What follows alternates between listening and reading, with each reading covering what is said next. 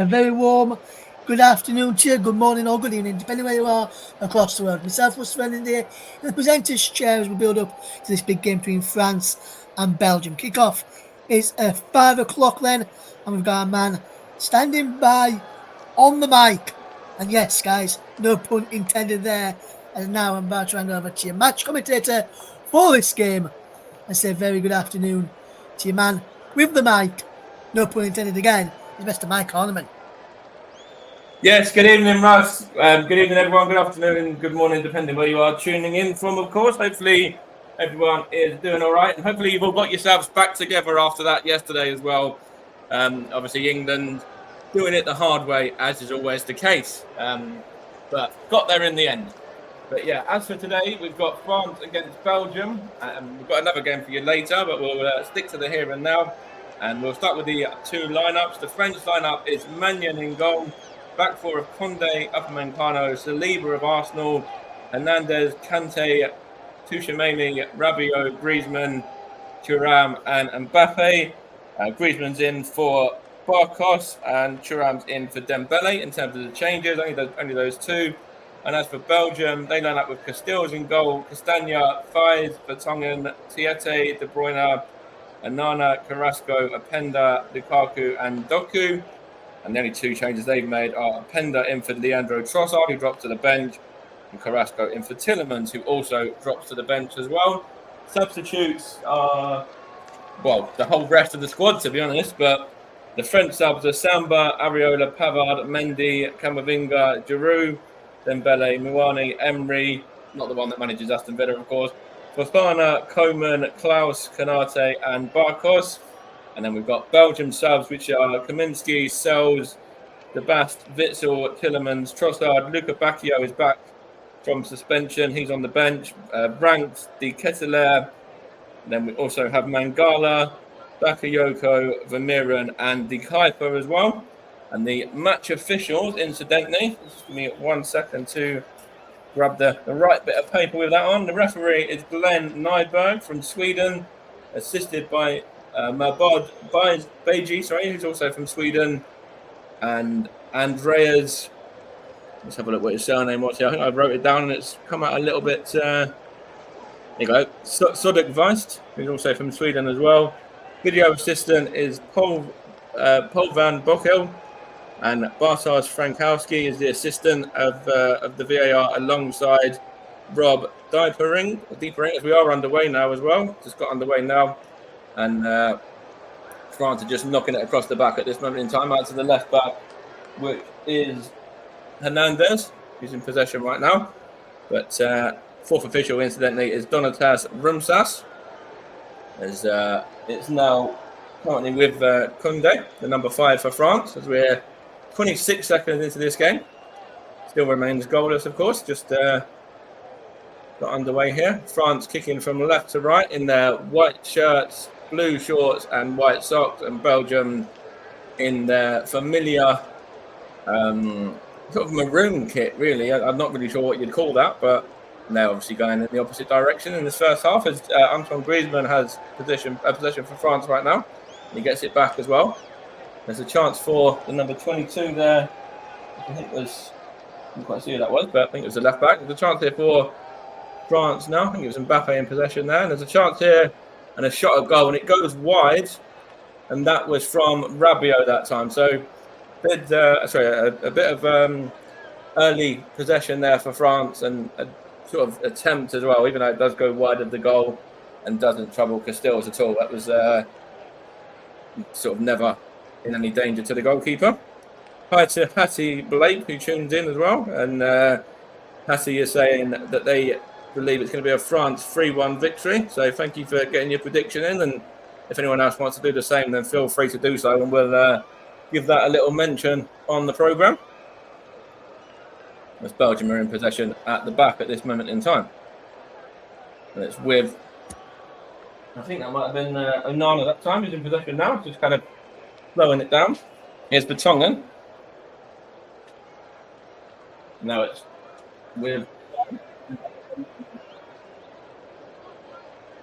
I didn't mention Paul van Bokel is from the Netherlands, Bartosz Frankowski is from Poland. The other VAR assistant, Rob Dijpering, is from the Netherlands. And the fourth official is from Lithuania, for anyone that was interested in that, sort of where they're from and that sort of stuff. I'll put that one to one side now. And then obviously get back on with the rest of the game. So, he's in possession with Belgium, just knocking it back to the goalkeeper Casillas. He's going to clear that one long. He's looking for the run of the Pender, but it's good defending there from, I think that was Upamecano that time, to get it back to the goalkeeper. The ball's gone long, and Vermaelen just knocked it, not Vermaelen, sorry, Vertonghen, I should say, knocked it back to his goalkeeper there. But I think it's an offside flag. Vermaelen used to play for Belgium, of course. He's not in the squad these days.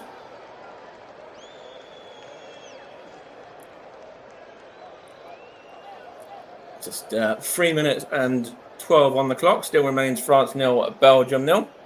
And Kevin De Bruyne is in possession. Knocks it out to Castagna, I think that is. Might be wrong though. Here's Onana anyway. Here's De Bruyne again. He gets it out to...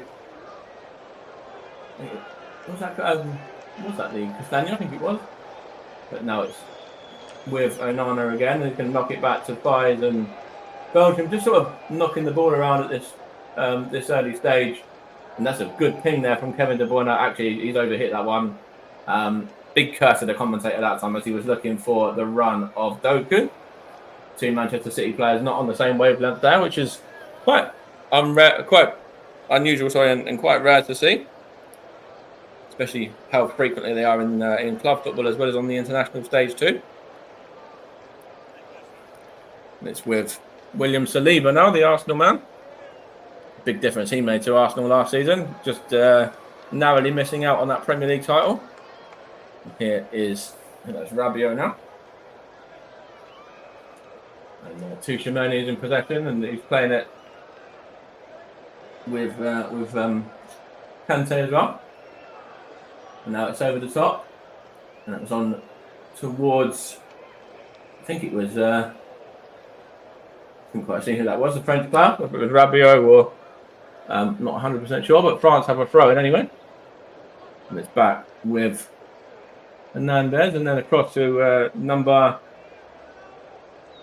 4, Upamecano. He plays it to Griezmann now. And that's good play from Fires. He does well to defend that and put it on I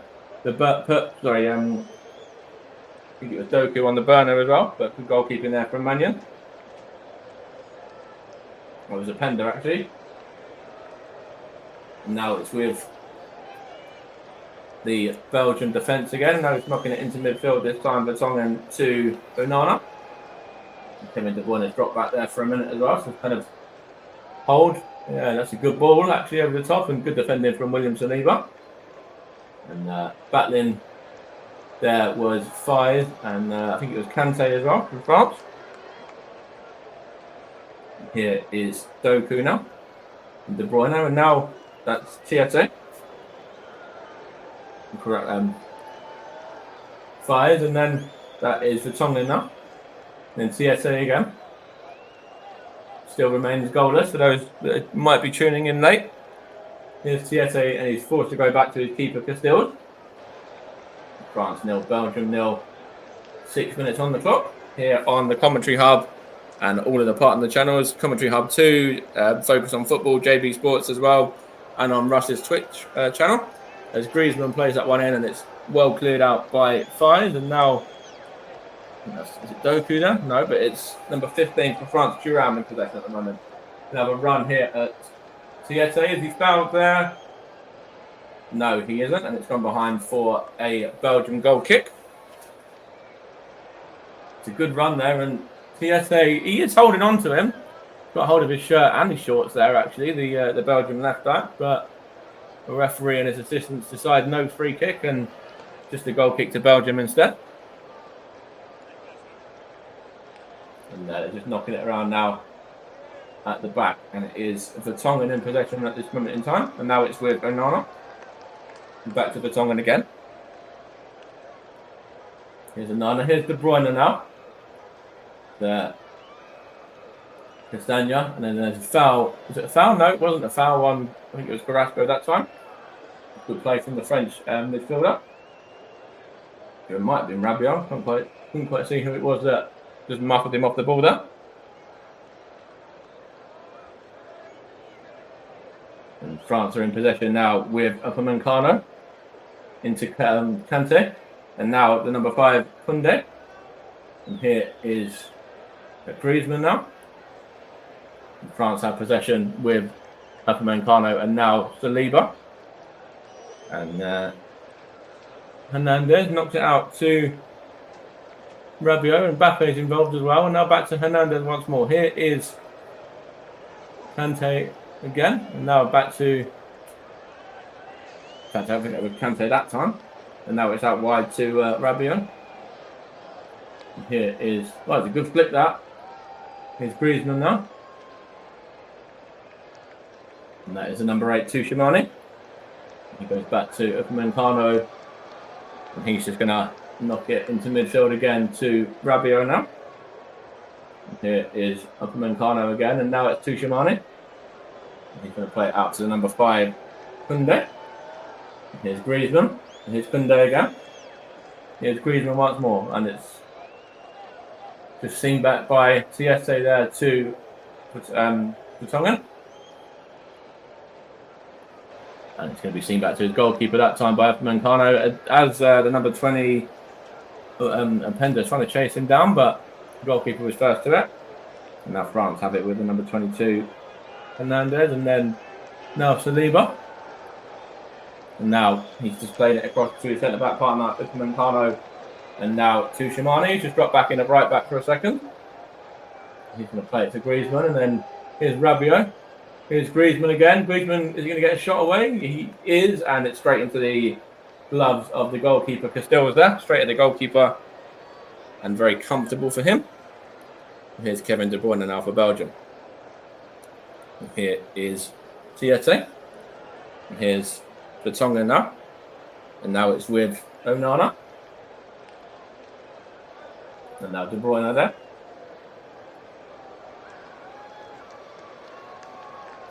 Here's TSA once more. And it's back to the Tonga once more. And Belgium just currently knocking it around at the back at this moment in time. Just playing a bit of keep ball. It's all the way back to the goalkeeper now. Everyone's kind of getting a touch at this moment in time. And just, so I say getting a touch, probably multiple touches actually for the Belgians. Here is Fires and then Vertonghen. And now it's with TSA. And that's with Doku now. Plays it long for Romelu Lukaku. He's battling with William Saliba. And the throw-in has gone in favour of France, I believe. Confirm that in a minute. But it was a good battle there between Romelu Lukaku and William Saliba. He was holding his shirt. I don't know whether the referee's given it back as a free kick. He hasn't. It was actually just a throw. Here's Rabiot now, and here's Kante. And here's Tuchemani. And now that is Hernandez. And I think that's with Rabiot there. In fact, it's Mbappe on that side. Here's Kante now. And Kante back to Mbappe again. Now it's with that Tuchemani. To Koundé. And here is Griezmann. There's a through ball and it's Koundé. Oh, and there's nobody in there for France, but it's still with Kante. Well played, Kevin De Bruyne, but back with France once more. And that one's going to go out of play. Upamecano trying to drive forward, but goes behind for a Belgian ball. Dominic Tedesco there, the Belgian manager.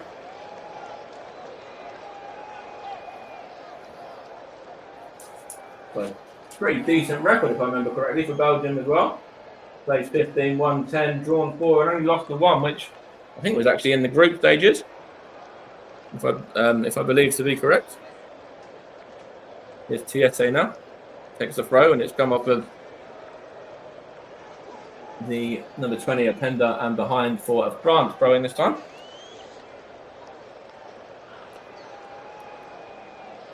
Still remains France 0, Belgium 0. Just 12 minutes played.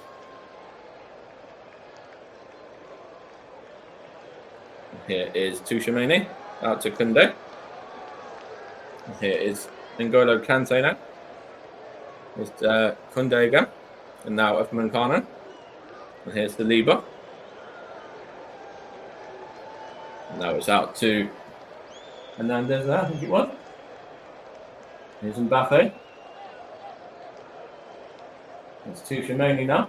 We're going to switch the play there, and that's a great ball across to Koundé. He's going to get it back from Griezmann. No, he's not. Griezmann whips the delivery in. And I think it was Mbappe there. Just couldn't quite get on the end of it, though. He goes behind. But a good play from France there. Good build-up. Griezmann whips it in. And it was good defending there, actually, from the Belgian man. I couldn't quite see who it was, but it's actually gone behind for a corner that time, which Griezmann will take.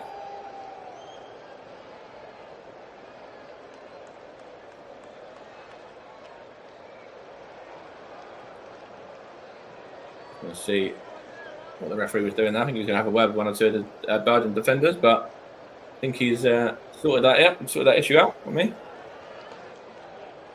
There's a France fan there in the crowd wearing the Mbappe mask as well. And here is Rabiot. Here is... That wasn't Mbappe, was it? Going to get a shot away. It's a deflection, and he wants a corner, but the referee has given a goal kick, and we've got the first yellow of the card as well. First yellow card of the game, sorry, I should say as well, which has gone to Tchouaméni, the France number 8.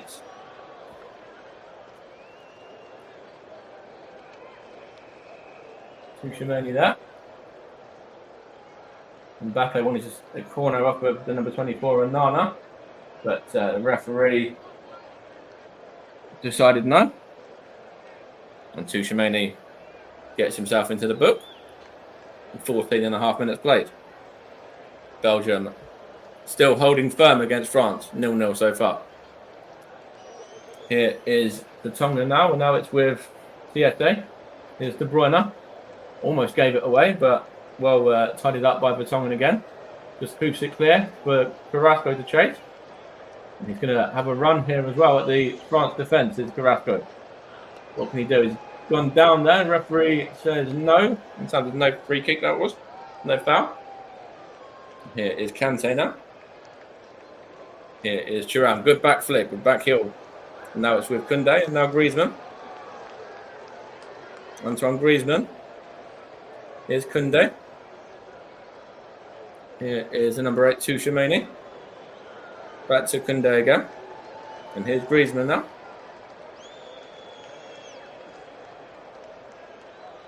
And that's with the number 4, Upamecano, and now out to Hernandez. And France playing it out wide to Rabiot there now. Looking to try and break down this Belgian back line. Just playing it through the midfield at the moment, and quite patient with their build-up. Here's Koundé. Here is Upamecano. Now Saliba. And now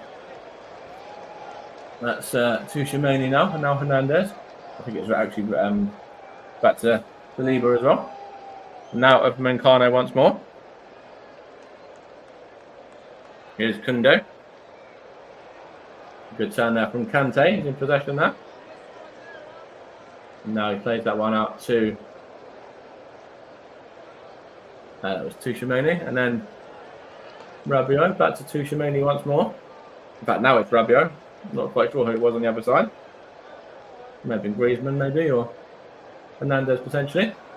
Here is Koundé now. Gets the delivery in, and it's going to be seen behind by 5. I think that's going to be a France corner.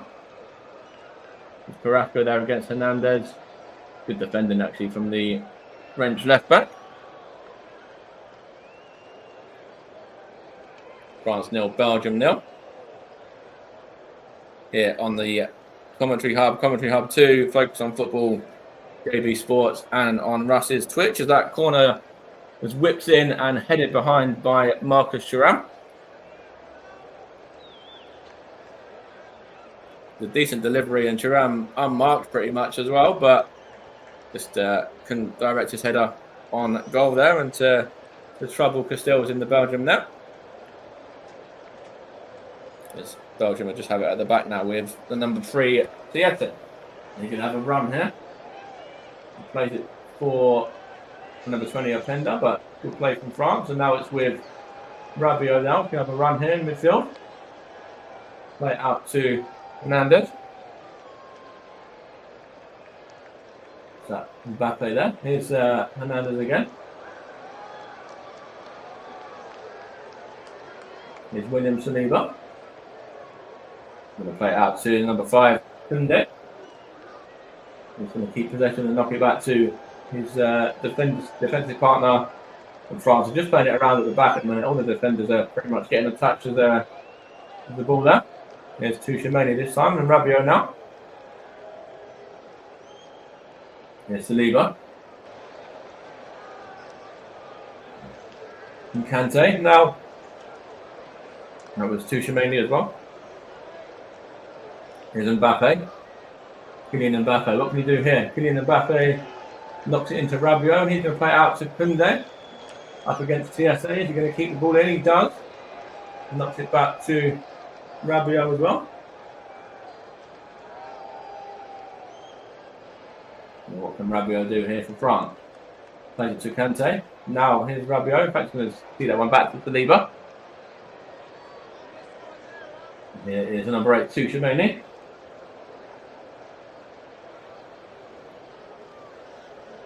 Tuchemeni again. Here is Rabiot now. Gets a shot away, and over the top that one goes. Troubling somebody in the crowd. But still remains goalless. France 0, Belgium 0. And this last 16 game. Winners play the winners of the game later between Portugal and Slovenia, which is being covered on the channel as well. Not quite sure who's going to be in the hot seat as of yet, but it will be covered and brought to you nonetheless. Here's Romelu Lukaku now for Belgium. Here is Carrasco. Here's Castagna, whips it in. And seen back to his goalkeeper Magnan by Koundé.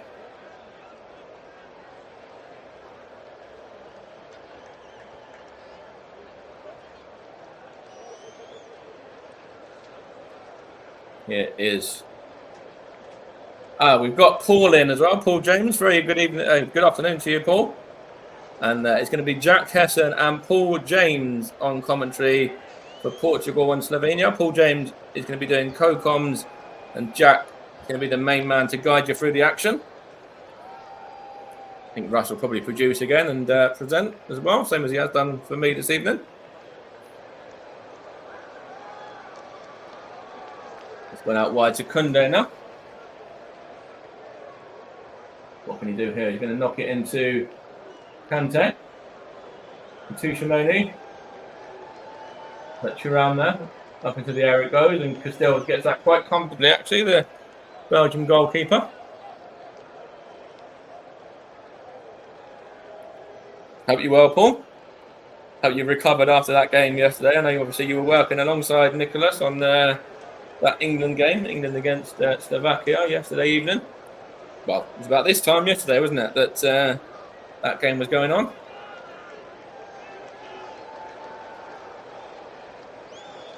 And then obviously we didn't bring you the Spain game, but Spain were victorious as well. They won 4-1 in the latter game against Georgia, after going 1-0 down as well in that one. But yeah, that England game was intense, Paul. It really was. We're about a minute away from going out, and then up steps Jude Bellingham. And then Harry Kane in the last... Harry Kane in the first bit of extra time as well, I should say. There's Kylian Mbappe there, just showing them all masked up again. He was actually saying in an interview that I watched that he finds wearing that mask very, very uncomfortable as well. He doesn't like wearing that mask, but needs must for the French striker at this moment in time. I think he'd rather be out on the pitch, than not. So I think in that sense, he's probably quite happy to be playing his football still. Because obviously he did miss a game, which was the Netherlands game, I believe. And obviously he was back for the Poland game when he scored the penalty, which gave France the lead. And then obviously Robert Lewandowski's penalty leveled that one up, and that one finished 1-1. But Mbappe, as I say, I bet he's glad to be playing this football, even if he is masked up at this moment in time. Here is the number 22, Doku, for Belgium now. Comfortable for Magnan in the French goal. There's a yellow card actually been shown to Griezmann there. I don't know if that's been pulled back for a free kick or what. We'll have to see. As we're now about halfway through this first half. Still remains France 0, Belgium 0. Just having a look at this run by Doku against... Yeah, that is late from Griezmann actually. So good decision there from the ref to pull out his yellow. That's the second French player that goes into the book now. Tuchemani was the other one. And it is a free kick to Belgium, which Kevin De Bruyne is over.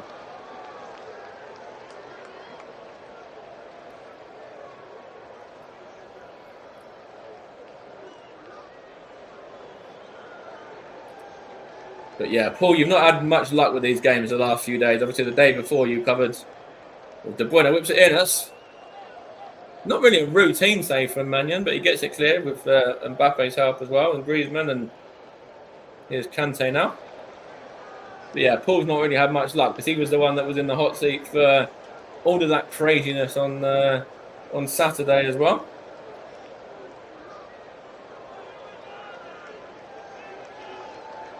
There's a yellow card there for Rabiot. Another French booking. The referee's a bit card happy. Reminded me of this England game yesterday. That was 3 bookings within about 16 minutes or so, wasn't it? And this one is going down a similar kind of route at this moment in time.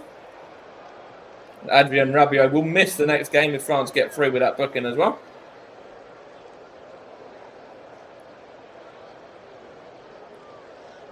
So he's in a very precautious position now because obviously we've still got a lot of games to be played as well. So he's got to be careful throughout the rest of this match as well as missing the next one, whether it's Portugal or Slovenia. But if France get through, Rabiot will have to sit and watch that one.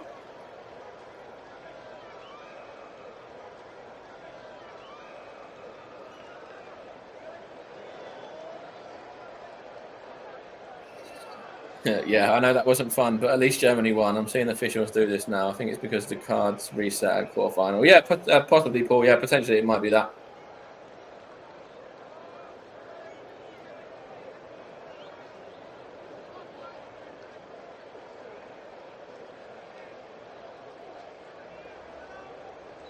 As we are 25 minutes played, it still remains France 0, Belgium 0 here.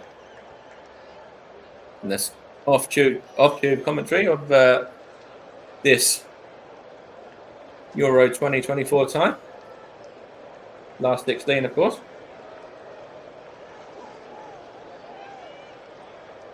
Here is the Tongan, now De Bruyne.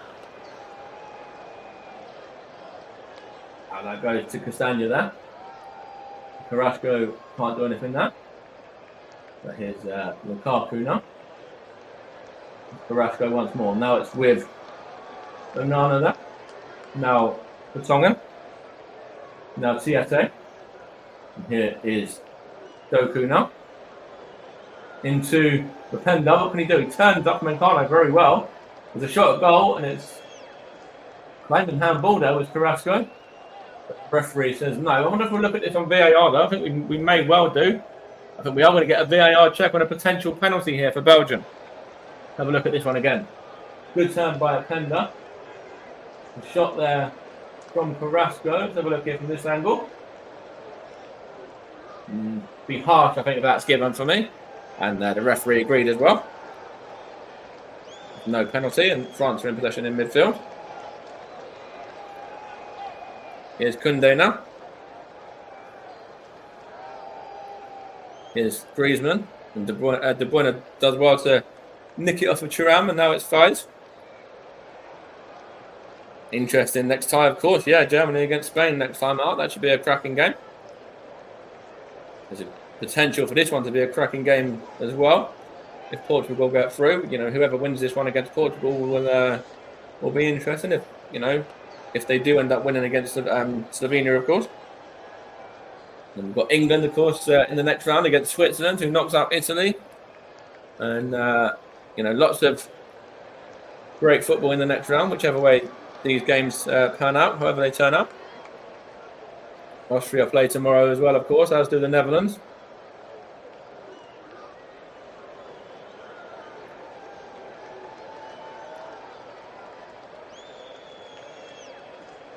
Here is Castagna. Now it's De Bruyne there. Plays it out to Carrasco. Belgium on the attack here. What can he do? Carrasco. That's poor. He was trying to find De Bruyne, but comfortable with the end for Kante. Here's Griezmann now. Here is...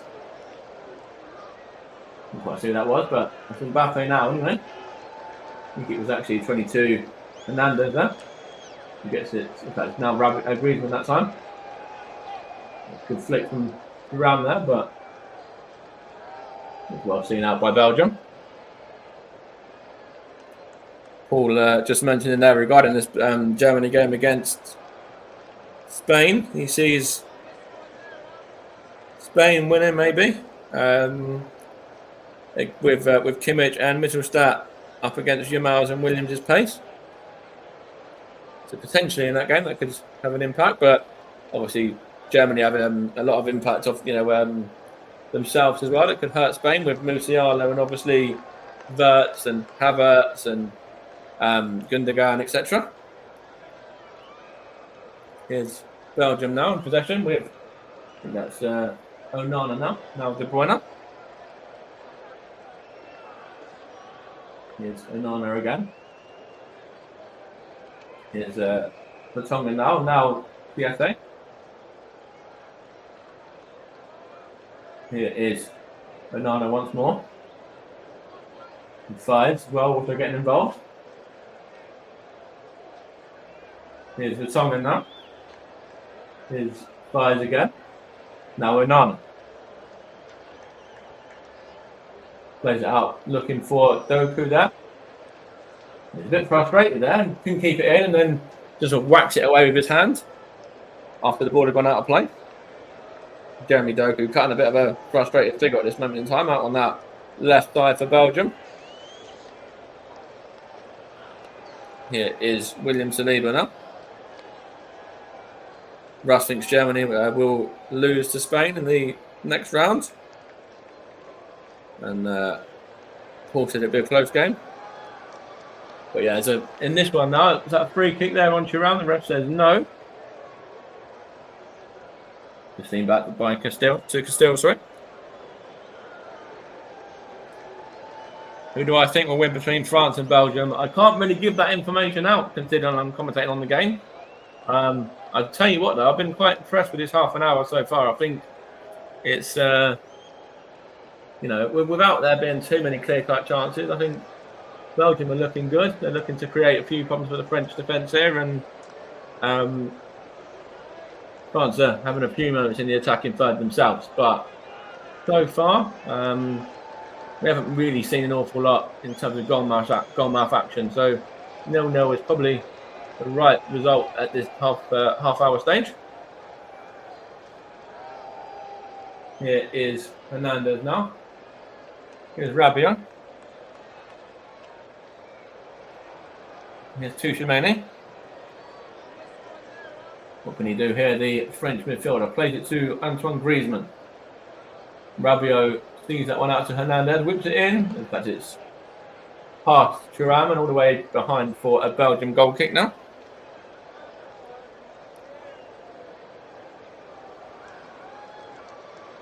Paul says Belgium have started well. Yes, they have indeed. They have started very well in this first half an hour or so.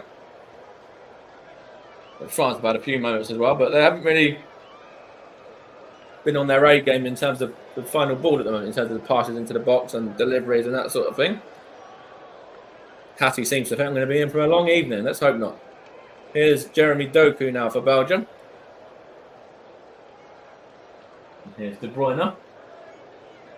I'm not even gonna. It's a bit soon to say it's going to be 0-0 and then go to extra time and penalties. But knowing mine, like I cursed Russ on the 0-0 a few weeks back, and he's probably sitting there like, now that I'm saying that, he's probably thinking, yeah, give him a 0-0, give him like a 0-0 game where it goes all the way to penalties. Nothing happens really in the 90 minutes or in extra time, and then we're here until about 5 minutes before Paul and Jack come on air. I'm pretty sure that's exactly what Russ is saying right now. Here is Fires. Looking for Doku, but good play by Kunde. De Bruyne fouls Griezmann there. Let's have a look at this private message from Russ.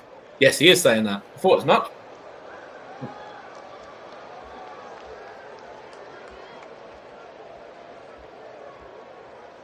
France 0, Belgium 0. 33 played. Here on the Commentary Hub and all partner platforms. JB Sports, Commentary Hub 2, Russ's personal Twitch, and Focus on Football as well. Paul's channel. Here is Rabiot now. It's Tuchemane. Plays it across to Kunde. What can he do here? He's going to whip it in. It's header a goal. Oh, that was not far away from Thuram. It's a good effort from the Frenchman. Let's have a look here. Who was putting him under a bit of pressure? One of the Belgian players was putting him under a little bit of pressure there. I think it was Vertonghen actually. And no, it wasn't. It was actually Fires, the other centre back. And it was good play there from France to get the delivery in. But Thuram not too far away. Probably the best moment of the game so far for France. Here's TSA now. Back to goalkeeper Castells. Here is Fires.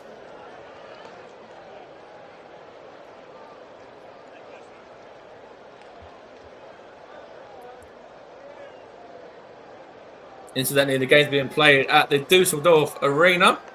This one. For those that are interested. We've had 93 goals in this tournament so far as well. So an average of 2.3 per game. And only 7 more to reach that 100 mark. So be interested to see who gets that. Whether that comes today, if there's goals in this game and goals in the game later, or whether it comes tomorrow in any of the 2 games tomorrow, 5 o'clock or the 8 o'clock game. UK time, of course. Here's Doku now for Belgium. He's going to get it back. He does. It's a good play there. Goes behind for the Belgian throw.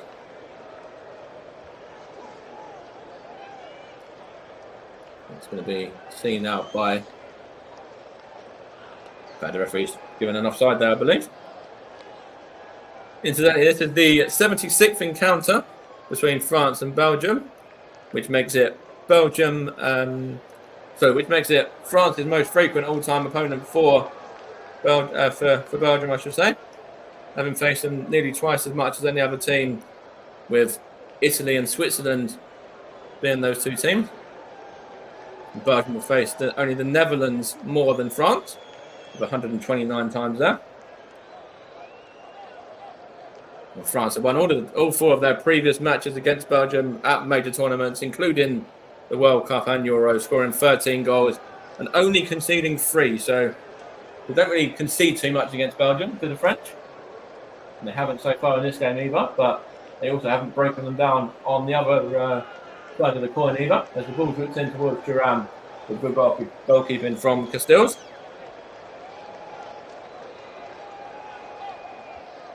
Of course, yes, do subscribe to all channels. If you are new and haven't hit that subscribe button yet, then absolutely subscribe to Commentary Hub 2, JB Sports, Focus on Football. And if you're watching or listening on Twitch, then drop Russ a follow over there as well. Will, of course, be very much appreciated. It's the Tongan for Belgium now. Back to Castells, the goalkeeper. Here is Castagna. I've had his 5, let's say. Looking for Lukaku. still waiting to get off the mark, even though he's had the ball in the back of the net 3 times. But all of those 3 have been disallowed one way or another. 2 for offside, 1 for a foul in the build-up. I think that'll make him joint top goal scorer, I believe, as well, if those have counted. I'm sure I'll get corrected on that one by Russo, but if all 3 had counted, I think it certainly would be up there in terms of goal scorers in the tournament anyway.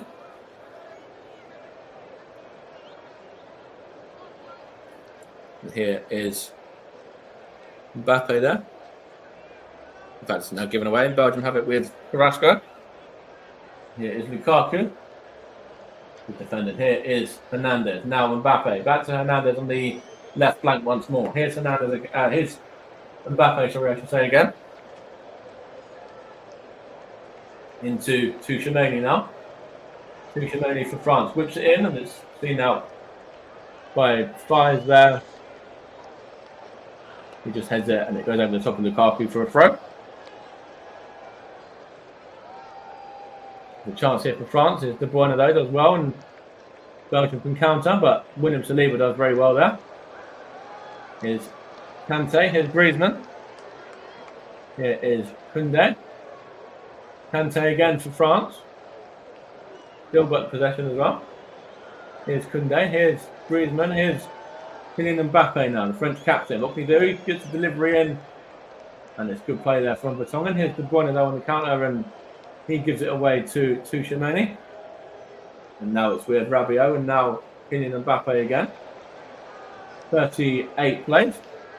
Coming up to the closing stages of this first half. France 0, Belgium 0. Here's Tchouameni, gets a shot at goal, and it's not far away. There's a good effort from Tchouameni there. Just the wrong side of the post from the French midfielder. Under pressure from Openda. Was aiming towards that lady in the crowd there, but I think she was just about all right in the air with her hands up in the air to protect her face.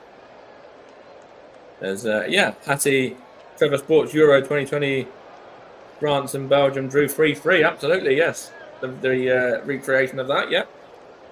Another great channel as well. Drop Trevor Sports a follow as well if you haven't already.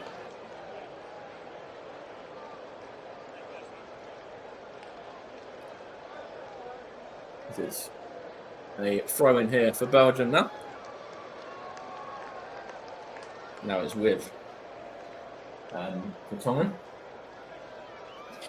Imagine that happens here. We'd have to have a cracking second half, wouldn't we, there, Hattie? Yeah. Here is Onana, now 5. Good defending there from Hernandez. Now Tchouameni. Now Rabiot. France in possession here at the moment. With Kylian Mbappe. Another run here. It's Hernandez, is it? And now Rabiot. Here is Kylian Mbappe again. Plays it through to Rabiot. What can he do? He's trying to found Thuram. Koundé keeps it alive. And it's good defending from Belgium now. And Doku tries to keep it in but can't. And he goes behind for a French throw-in, which Koundé will take. Here is Upamecano and now Saliba. Here's Tchouameni. See if we're going to get a goal before half-time, or whether we'll be all square at the break. We'll find out in a few minutes' time, but hopefully there's a goal before that. Here's Tchouameni for France now. One of their 3 players on the booking, alongside Rabiot and Griezmann. Here's Upamecano. Now Kante. Of course, Kante won the Premier League with Leicester City by 1,000-1. If anyone had a bet on that one, then you can always buy my dinner later. If you've got any money left over at this stage, because it was a few years back now. Here's Koundé.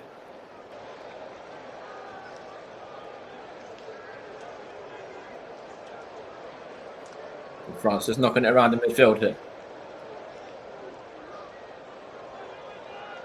It's going to go behind, is it? No, kept in by Hernandez. Now Saliba. Now Mbappe there. Kylian Mbappe. Fancies a run, does he? No, he's going to knock it into midfield. Here's Rabiot now. Thuram back to Rabiot again. Keeps holding the ball, does well there. In fact, he loses it and Belgium might be able to counter here, but good defending by Edmund Carno. And here's Kante again. Now Griezmann. Now Koundé. Here's Kante. N'Golo Kante to Griezmann. Back to Kante once more. Here's Griezmann again. What can Belgium do here? Just won it back and it's given away to Saliba now. And here is Tchouaméni. I wonder if we'll see any substitutions from Didier Deschamps at half-time or Domenico Tedesco, either manager. It's a chance here for France, and it's Griezmann trying to find Thuram, but a little bit too long, and goes through to Castells in the Belgium goal there. There's a Belgium man down as well, which I think is Thiete, the left back or left full back, whichever you want to call him. Let's see what happened there. It was a little bit of a collision, but not a foul in it for me. As let's see, just goes down off the ball with Mbappe, but yeah, there's nothing in that for me. Let's have a look at this angle. Nah, I don't even think he even touches him, to be honest. He's gone down off the ball more than anything else.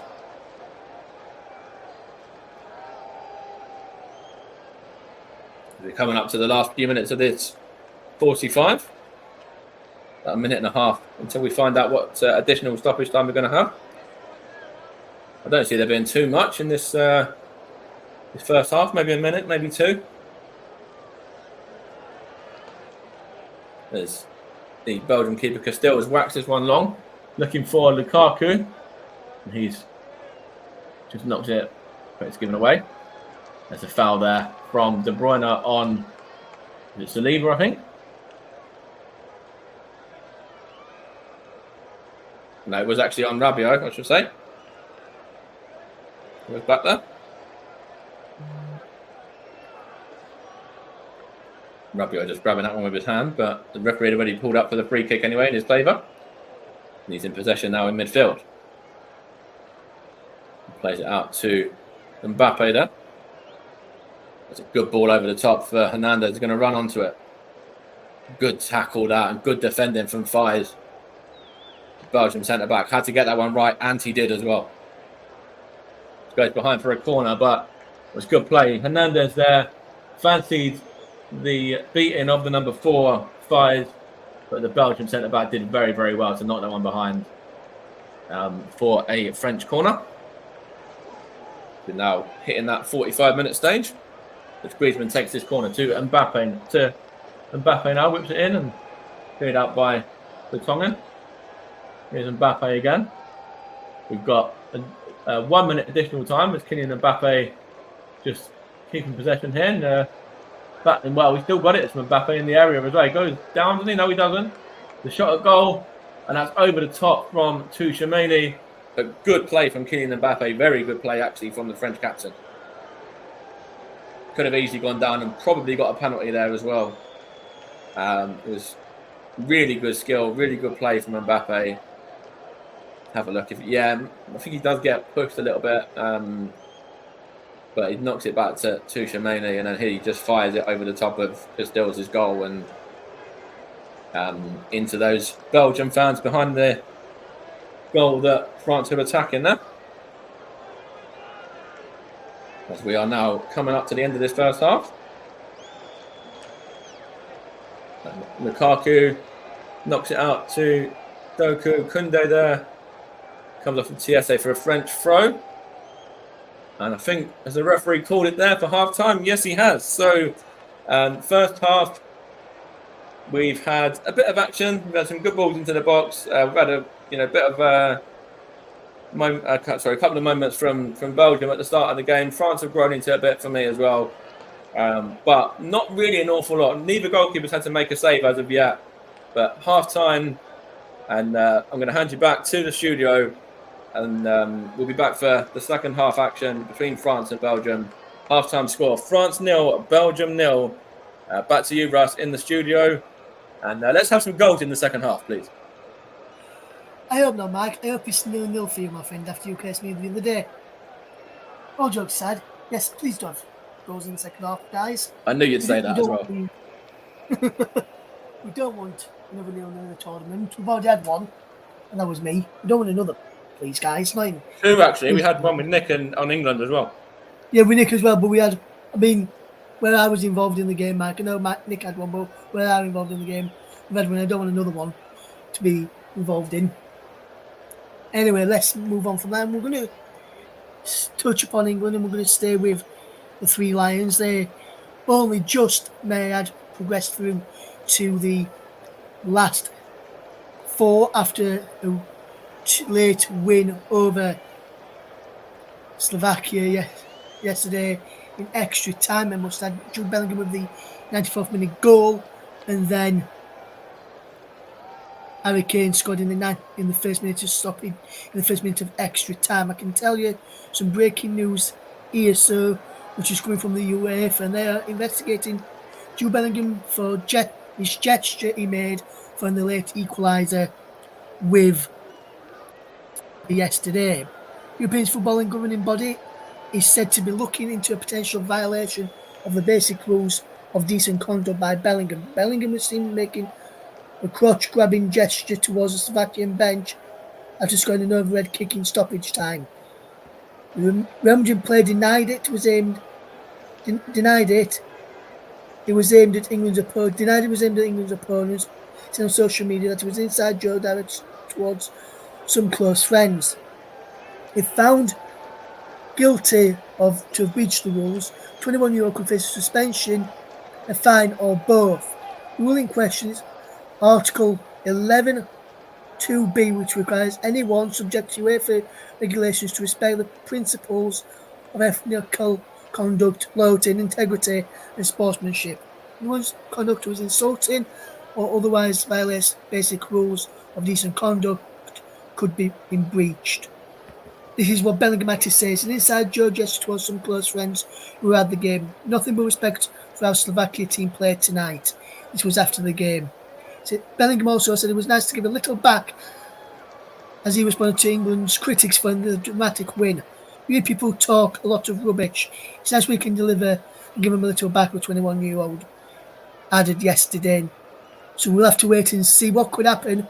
Is Bellingham and Southgate will now wait and see. Punishment he could be looking at. In February, Ronaldo was banned for a match. He had a pro league after making an obscene gesture towards the crowd during a game. The Portuguese star and Alex Commentary boss Diego Simeone were nearly fined by UEFA after each gesturing towards the crotch in separate incidents in 2019. A fine is understood more likely to be than a suspension in Bellingham's case, or will depend on his explanation and how the Slovakia team viewed the incident. So that's just a bit of breaking news regarding England there. We're going to stick on England as I said, they've progressed into the last round. We will get some analysis and reaction on the game from that win yesterday with England boss Gareth Southgate, who says he is so proud of the England spirit. But before we get the information from Gareth Southgate and get the reaction to the game from Gareth Southgate, what I'm going to do right now, I will give you the information on how England got there into the last four with commentary coming from Paul James and Nicholas Jones. We're going to bring you the winning goal from England's game yesterday, which I must say, I've listened back to it already and it sounds absolutely brilliant. The winning goal for England from Harry Kane yesterday, described by our very own Nicholas Jones and Paul James. And Paul James will be back on co-coms later alongside Jack Essen tonight for the Portugal game, and we'll be looking to see if we can have another winner in that game tonight, and will this game take on how this game will go in this game tonight. Will we see any goals in this game as well? France 0, Belgium 0 is the scoreline at half time. And before we go to the extra time, we will give you the equalising goal for England first and foremost in a second, as well from Nick and Paul, to give you the goal, how that sounded as well here on the commentary. But we will get you that right just now. In fact, we can bring you the equalising goal, which took it to extra time, which was guided through us by Nicholas Jones and Paul James, and we can bring you that one right now. This was yesterday as England equalised to take it to extra time in their game against Slovakia in the company of Nicholas Paul James. But first, Nicholas Jones will take it away for us. I am trying to get this point across while trying to keep calm and objective at the same time. Well, I'm not keeping calm. I mean, this is ridiculous. And Walker I'm not an England fan. Walker to take the throw, and in it goes. It's Jude Bellingham, and just as we say that, this could well be a last-minute reprieve for England.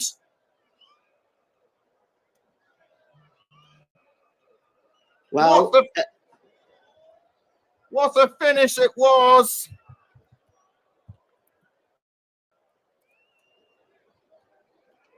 "95 minutes. Wow.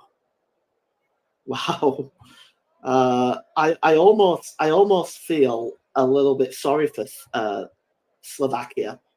I don't know about you, but I feel really sorry for them. I felt that they've earned their victory today. So it appears we won't be going home early, folks. As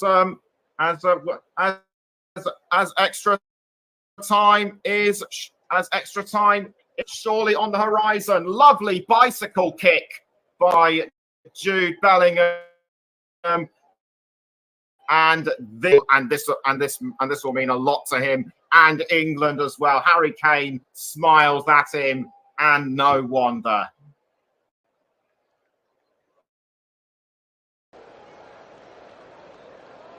That was the equalising goal for England yesterday, which took it to extra time, and we'll bring you the England's winning goal in extra time in just a second or two, as well as England did get through that game yesterday, as we in extra time, early on in extra time as well, through Harry Kane, who got the winner for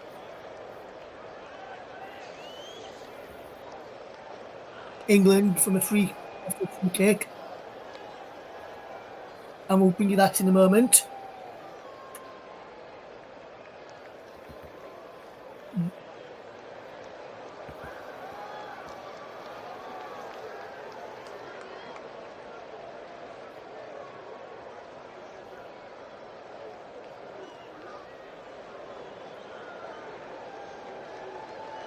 Just trying to find it here, guys, to find the winning goal from England, as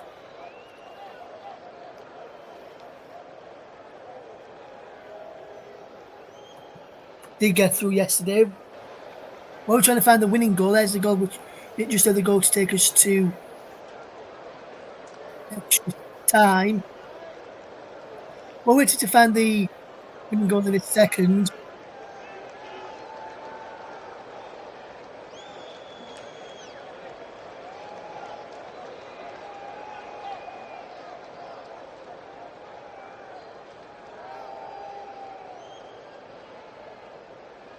In just a second, we'll get the winning goals coming up in a second, guys. So if you just want to bear with us for a second, we've found the winning goal now. This is how the winning goal sounded as England progressed into the round and into the last to the last 8 of the competition.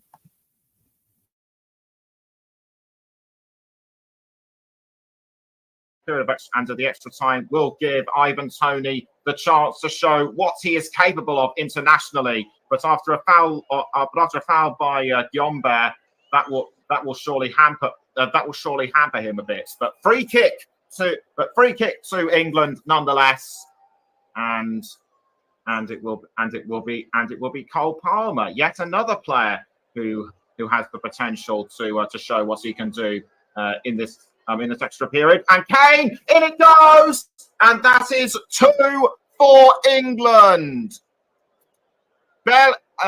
some 56 seconds into the first period of extra time. Harry Kane delivers when he needs to, and England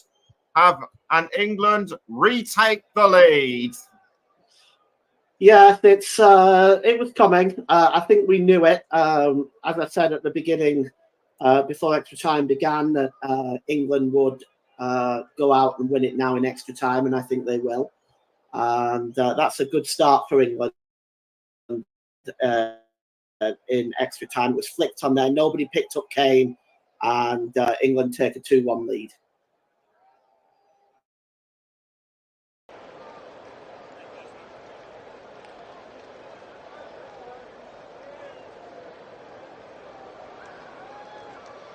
There is the winning goal as well, which was sounded brilliantly by Nicholas and Paul yesterday. Really good commentary from them both yesterday. Nicholas has provided excellent commentary in all the England games so far.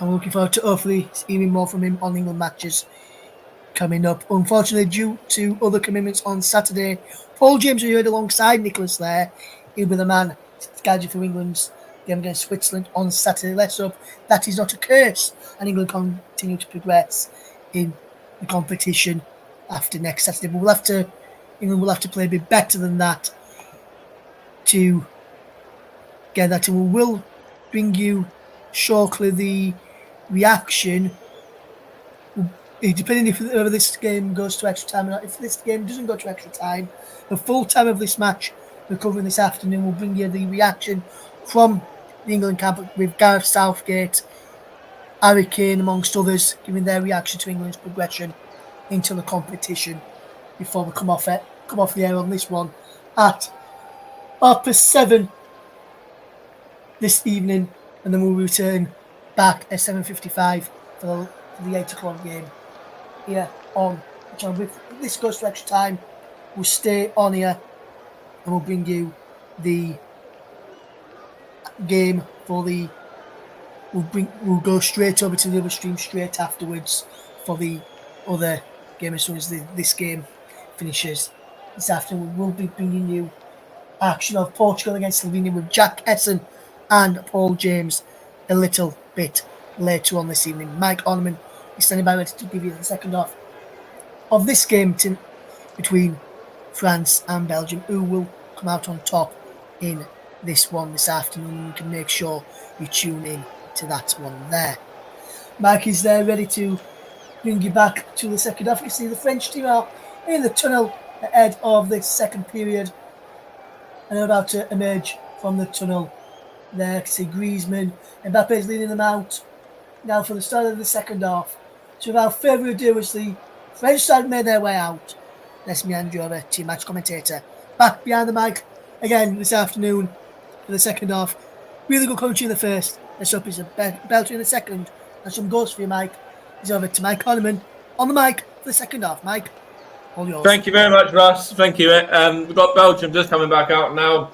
France are already back out, incidentally, but Belgium are just making their way out now. So we'll keep you across any substitutions and that sort of stuff if any changes have been made at the interval. But of course, both nations have 5 to make, and it's going to be hard to keep across these, but I'll do my level best, of course.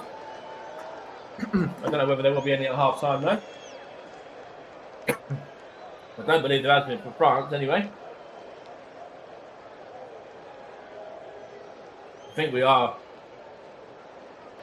maybe getting one for Belgium. I don't know. I'll see if that's the case, or whether it's... No, I think we're going to be as it was at the start of the game, actually, inside the both nations there. I don't think we've had any subs from either side there. None throughout the first 45 either. As Belgium are going to get us underway with Onana and De Bruyne to kick off.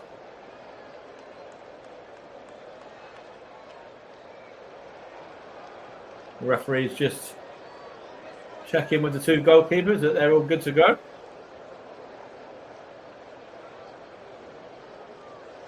The slight second or so delay here. We should be back underway any second now, though. The referee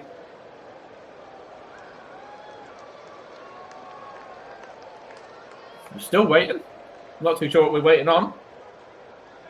Now we are underway for the second half. I don't know what that was about. I don't know why there was a bit of a delay there, but we're back underway again anyway.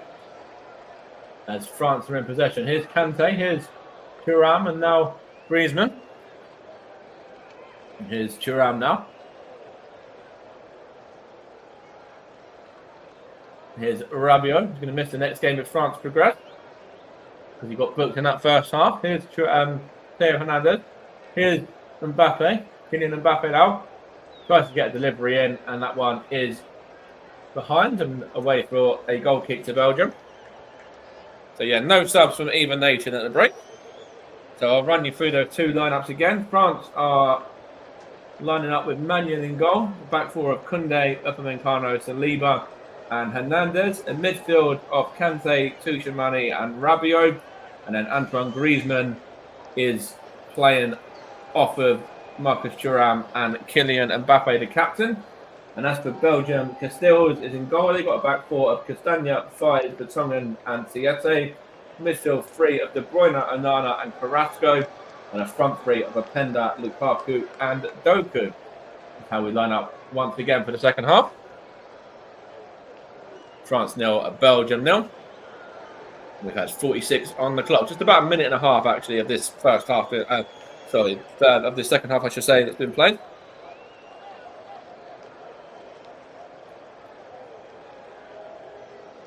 Belgium have it at the back with Faes now. And now it's with Castagna.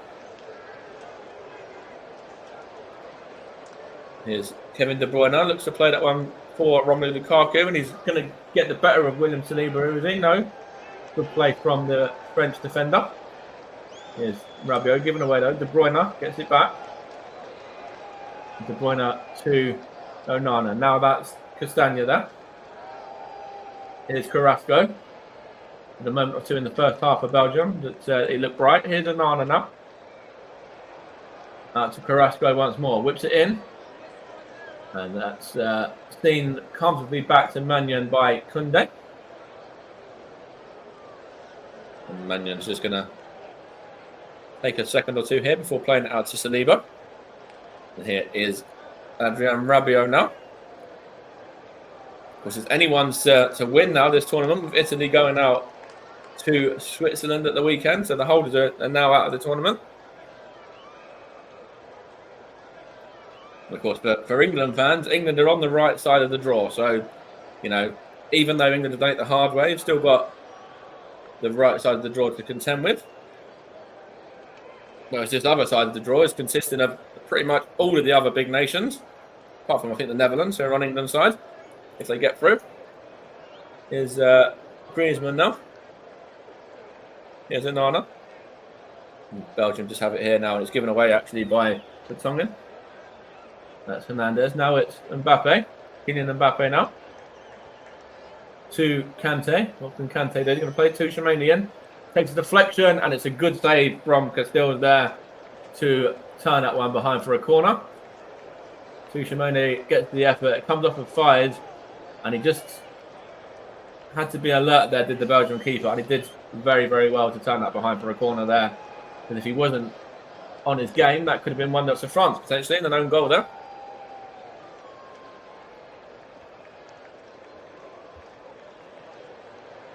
Thank you very much, Babes. Hope your day is going all right as well. But yeah, thank you for that. Commentary is going all right so far, I feel. Here is Mbappe now.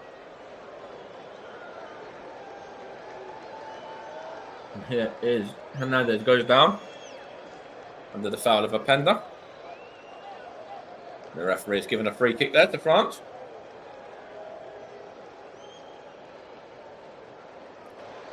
.49 played, still remains 0-0. Didier Deschamps is a little bit unhappy with that one. Maybe he wants a yellow card for the Belgian man, I think. Griezmann's over this free kick now.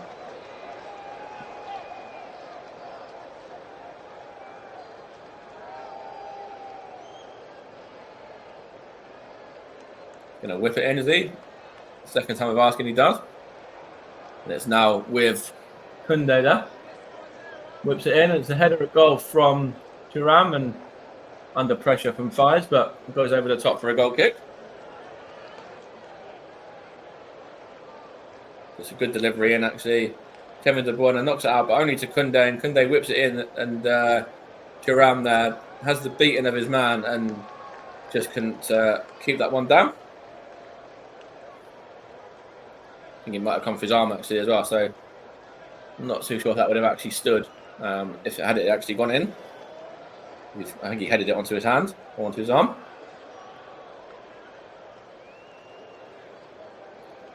As Belgium are getting ready to take this goal kick now.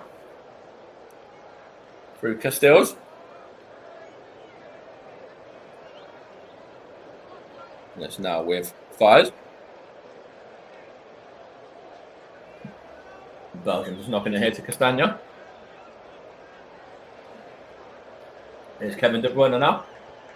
Plays that one looking for Lukaku, but well played Theo Fernandez. And he knocks it back to Upamecano. Here's Koundé now. Here is the goalkeeper, Mannion. And now Saliba.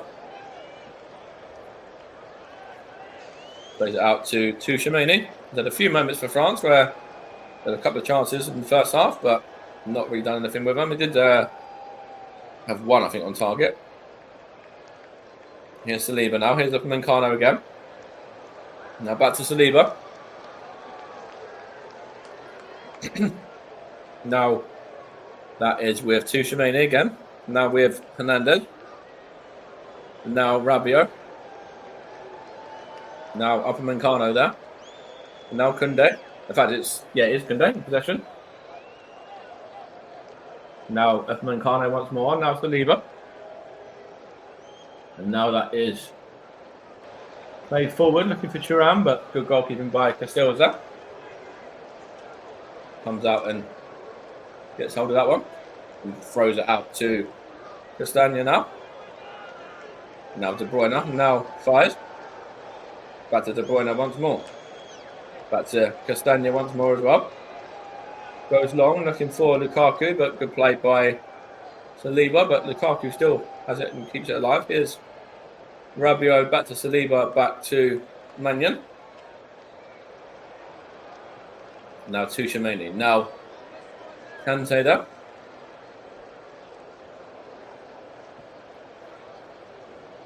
It is Griezmann now for France. Tchouaméni again. Now Rabiot. Back to Mbappe. Kylian Mbappe now. Good run by him. Kylian Mbappe fancies his chances here. He's going to get a shot away. He does, and it's over the top for a goal kick. But right bit of play there from Kylian Mbappe. Good run from him. And he had the beating of Kevin De Bruyne. Now gets his shot on goal, but just a little bit too high and into the French fans behind the goal. But yeah, good play from the French captain nonetheless. Looking quite bright in the opening stage of this second half. Here is Castagna now for Belgium. Now Fires. Goes long now, but it's well done by Tchouaméni to knock it into midfield there. And he wins it back, does he? No, against Lukaku, but it's now with Saliba. Now Kante. Now France have it with Rabiot. Now that's Mbappe, but good play from Castagna there. Here is Onana now. Now De Bruyne. Now Castagna again. Now 11 Carrasco for Belgium. Back to 5. Now Onana. Still awaiting the first goal and the first sub as well from either nation. So both managers fancy that they can do it with what they got on the field of play already. As Doku has a run at Koundé, but the French defender does well there. And he gets it back as well, as now plays it to Kante. France have it with Thuram, but it's given back to the defence. Enough Upamecano to Hernandez now. And he plays it to Rabiot. Adrien Rabiot, what can he do? He plays it to Mbappe. Kylian Mbappe Just looking to keep the ball a minute. Take it to Hernandez there. Still France 0, Belgium 0 as we've entered the 10th minute of the second half. Here is Kante now for France. N'Golo Kante to Griezmann. He's going to get a shot away. No, he plays it out to Koundé. Whips it into the two Thuram, but it goes behind. In fact, it's Mbappe. It goes behind for a goal kick. But good play there from Antoine Griezmann. And Koundé and gets the ball in, and Kylian Mbappe just miscues that one wide of the goal. Kind of seemed to take an age to actually go behind as well. That was Belgium have possession now. Here's Kevin De Bruyne in midfield. Got it from Doku. Now it's with Castagna. Now Carrasco. Now it's with Onana there. Now De Bruyne again. Now Vertonghen. Now that's CSA. Now, in fact, to get that one away. Here's Griezmann. Now Kante. Griezmann gets it back. Now to Shimoni. Out to Rabiot. Rabiot for France. What can he do here? Plays it out to Hernandez. Into Shimoni. Now Mbappe. Good skill by him. Now to Shimoni once more. Is he going to fancy a shot? No, he doesn't. He tries to play Kante in, and good play by De Bruyne to nick that back. And there's a free kick here. Is it for Belgium as well? Yes. No, the referee says play on, actually. No foul there. Thought it was going to be a free kick for a minute on Doku, but the referee said no. Here's Kante. Here's Shimoni now. Thuram was involved as well. Back to Kante again.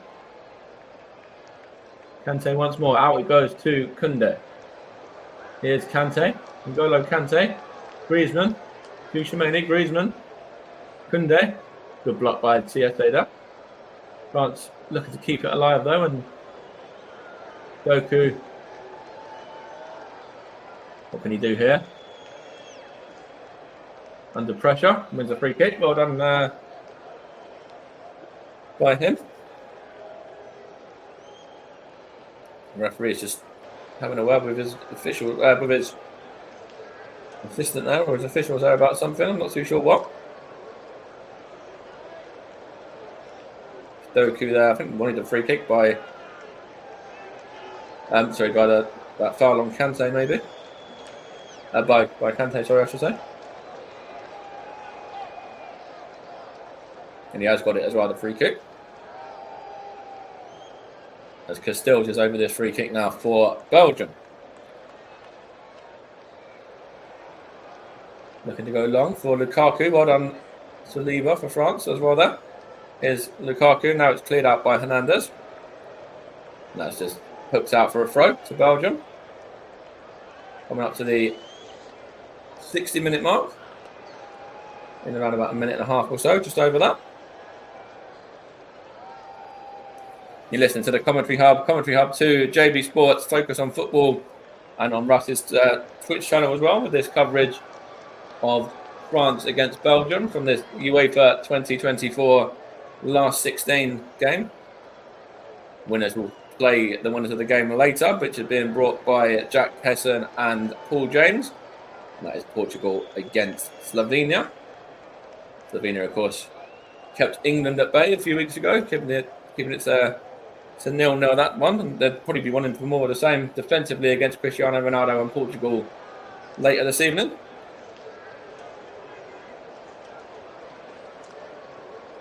But this game itself hasn't really got going as of yet. It's had moments and sort of everything like that, but I can't remember either keeper making an actual save or a proper save anyway. There was one with a deflection where it was turned behind for a corner, but I think that's the only one in these 60 minutes so far.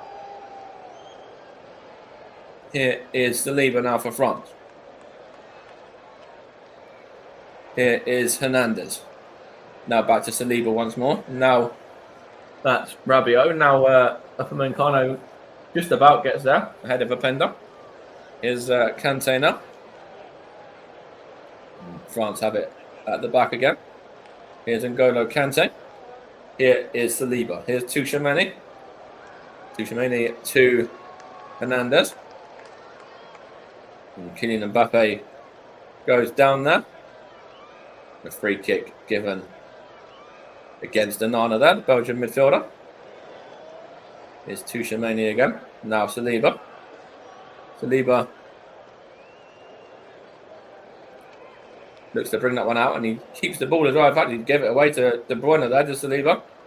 And now it's a chance here for Belgium. It's Carrasco. What can he do? He's going to get a shot away. That's a fantastic challenge there from Theo Hernandez.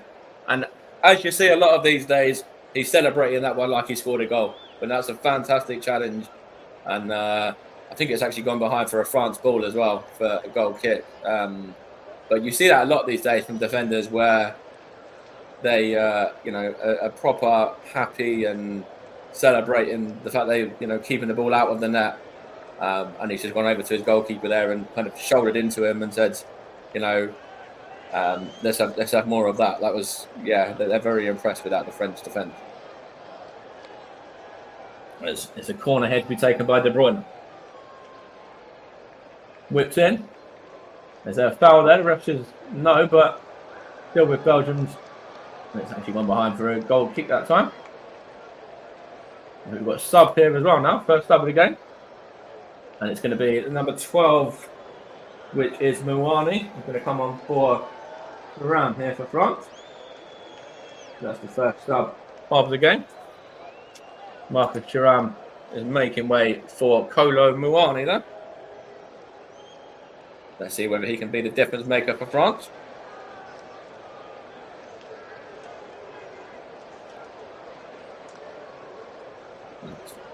Through ball there, looking for Mbappe, but goes through to Castells in the Belgium goal.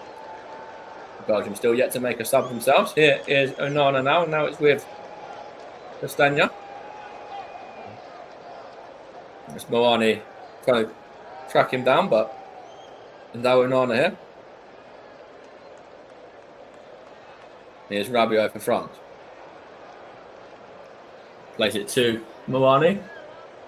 And then Rabiot back to Mouani again now for France. And the referee is not going to give that as a free kick.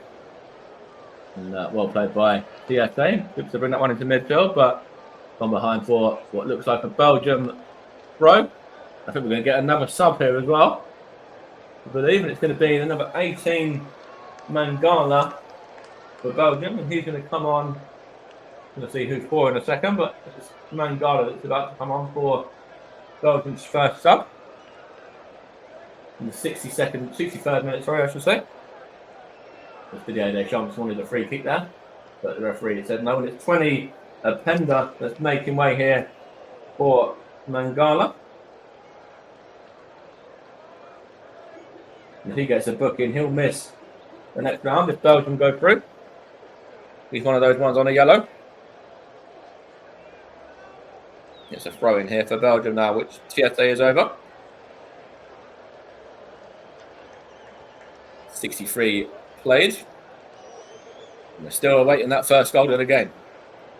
Russ is sitting there as the seconds tick down to closer to the 90 minutes. He's thinking this 0-0 is probably going to happen.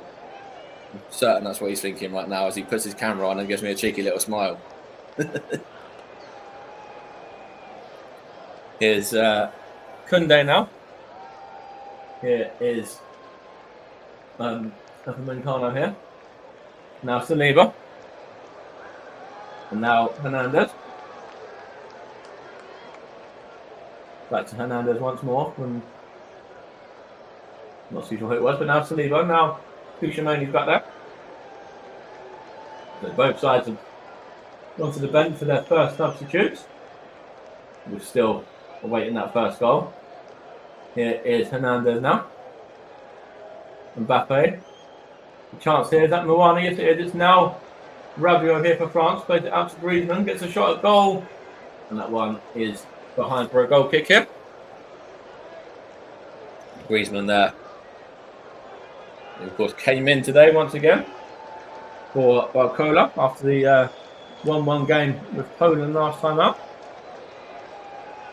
France have been underwhelming in the group stages, actually. They only scored the 2 goals, the penalty and the own goal by Vova, which was when they beat Austria. They were underwhelming in that 0-0 game against the Netherlands, which I think was the one that Russ covered on the 21st of June. And as for Belgium, they lost to Slovakia. They beat Romania with Tillemans and De Bruyne's goals. And they drew with the Ukraine. Of course, they both finished runners-up in their group as well. France to Austria and Belgium to Romania in Groups D and E, respectively. Here is, that was Onana for Belgium now. Now it's with Doku. Looking for Lukaku, but good play by Upamecano there. He's going to go behind for a Belgian throw. Was France won the World Cup back in 2018, and they beat Belgium en route to that victory as well.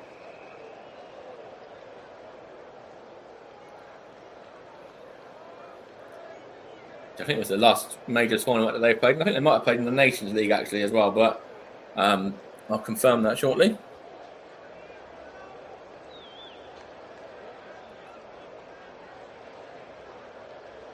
Belgium have advanced to the knockout stage of a third consecutive Euros, having reached the quarterfinals of both Euro 2016 and 2020. And the Red Devils won their past 4 last 16 games at major tournaments since 2002 when they lost 2-0 against Brazil in the World Cup. And we're still unaware who's going to go through in this one as well as of yet. Still unsure what's going to happen here, which way the game's going to go.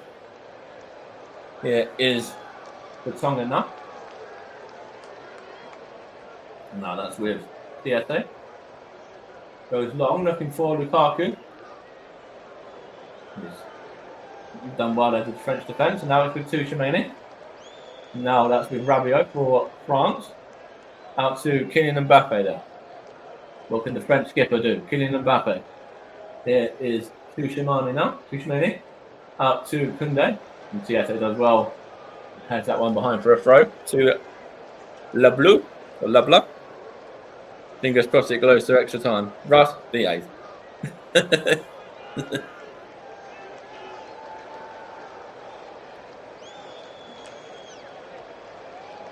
it goes to extra time, I'll be having my dinner about 9 o'clock tonight. And yeah, I don't want that. Here is Hernandez now. Now it's with Rabiot. I suppose I could have my dinner during Paul's commentary, or Paul and Jack's commentary, I guess, though. When I put them on, and yeah, maybe that's a good time to do it. Maybe it works out well. Here is Tchouaméni for France. Now Hernandez. Was Paul and Jack are bringing the game after Portugal against Slovenia. Here is Rabiot for France now. Now Kante. Here's Mbappe. What can he do? He's going to play in Griezmann. Knocks it to Tchouaméni, gets a shot away. And that one, like all of the rest of the ones he's had throughout this game, is high, wide, and not so handsome. Tchouaméni, he fancies his chances every single time he gets the ball there, about 20, 25 yards out from goal. But every time it's probably somebody in the crowd and not the goalkeeper. I think he's only troubled the goalkeeper once, and that was via a deflection. Here's Tiete now for Belgium. Here is Vermaelen now. So Vertonghen, so Vermaelen again then. Getting my Arsenals and Tottenhams mixed up. The Vertonghen formerly of Tottenham, Vermaelen formerly of Arsenal. And I wonder if we'll see Arsenal man Leandro Trossard come on for Belgium. I'd be interested to see how he gets on against clubmate William Saliba, if that's the case. Here's Lukaku now for Belgium. That was, I think I see who that was, but it's now with Mouani for France. Back then with Onana. Here's Mangala now. Oh, he goes to Doku. Here's Lukaku for Belgium.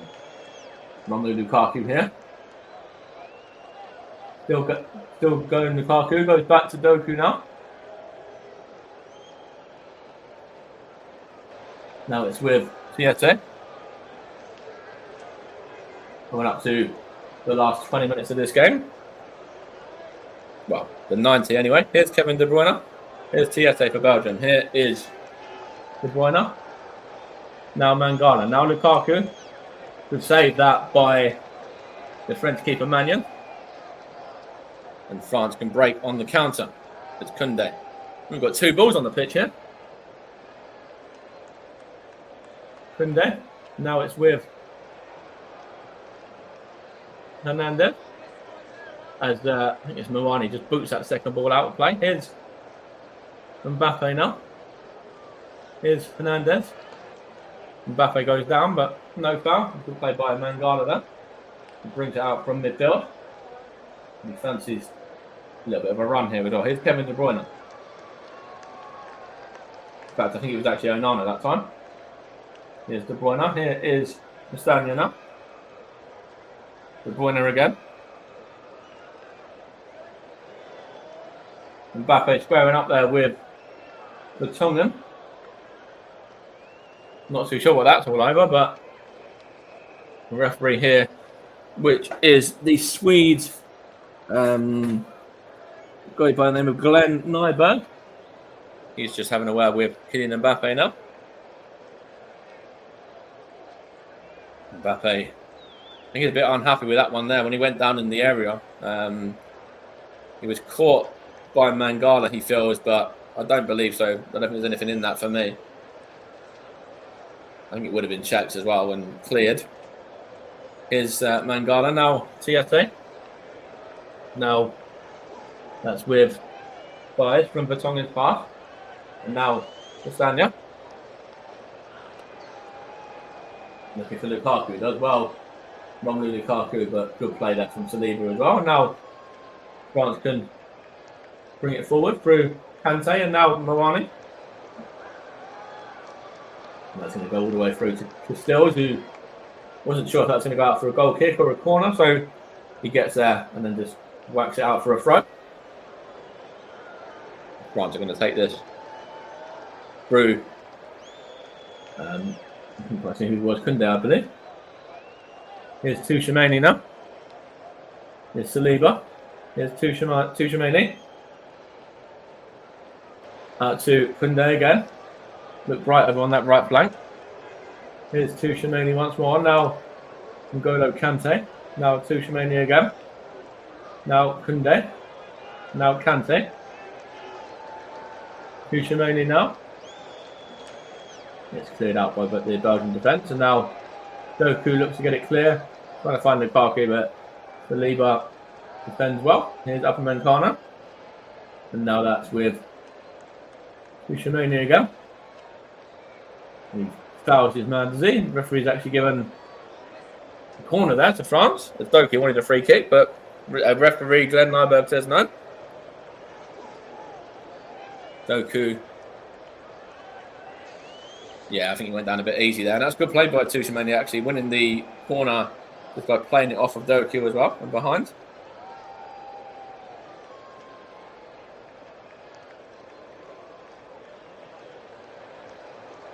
.74 played almost. Let's squeeze one over this. But poor delivery, looking for Saliba, but it's still with France though and Koundé here. And now back to Saliba. William Saliba. He can get a shot away. He does. Oh, and that was not too far away from William Saliba as well. You've seen that a couple of times for Arsenal, where William Saliba stayed up from the back on set pieces, and he had the beating of Doku there. Gets a shot away, and it's narrowly wide of Castells' goal. But William Saliba wanted to play as the centre forward there for a moment. As Romelu Lukaku, I think he's going to make way for Belgium. I think he's about to be replaced. It was a good save actually from Magnan before. That's a deflection. But no, he wasn't being replaced. It was just on a replay there on my screen. I was going to be sub for a second, but he isn't. Here is Castagna, now 5. Now Castells in the Belgium goal. Now that's with Tongan again. And now Tiete. What he does, he's going to go short to Mangala, is he? He's still trying to decide whether he wants to do that ball, and he does in the end. Here's Tiete now, back to Tongan once more. And now it's with his centre-back partner, Fives.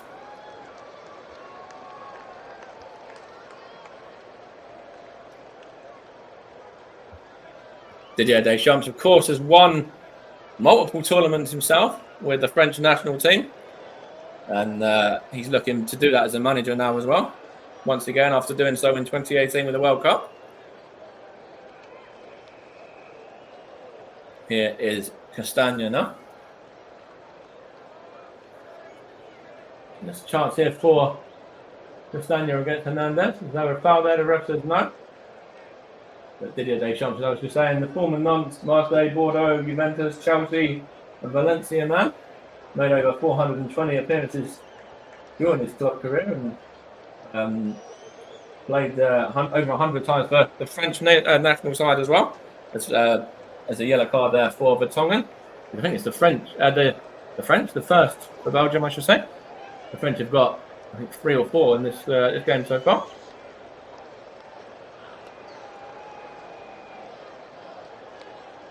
You booked the manager as well, there. I'm not too sure. Yeah, you have. Give the yellow card to Domenico Tedesco, as well, the Belgian manager. I believe that. He was unhappy with that challenge by Hernandez on Castagna. But yeah, obviously, still plenty of games to be played. Just under 15 minutes, sorry. We're just over with additional time. Here's Mbappe. Here is Kante now. Given away. Here is Tchouaméni. Now Koundé. Now Griezmann. Koundé again. Now Tchouaméni once more.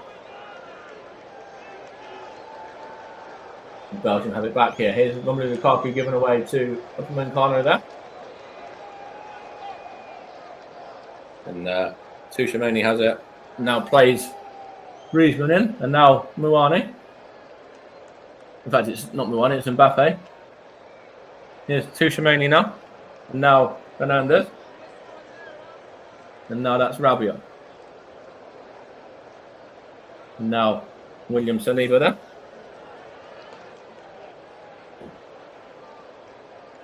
And France just have it in possession, knocking it around in midfield. Here's Kante. Here is Koundé now. N'Golo Kante again. Here's Tchouaméni for the French. Here's William Saliba. Almost getting time to think about the player of the match. Here's Koundé. The shot by Mbappe, and over the top it goes of Castells' goal. Might have to think for a little bit longer in terms of player of the match at this rate, if it's going to go to extra time. Give me a little bit longer to think on things, which might not be a bad idea, because I don't think many have looked great going forward. There's a few that I could name, but it's been pretty much about the defences so far. As Russ had just said, if it goes to extra time, I can give it to him at half time and extra time, so a little bit longer to think on things there. As Mangala wins a free kick for Belgium. Here is Onana now. And then Mangala and then TSA. And now Vertonghen, formerly of Tottenham.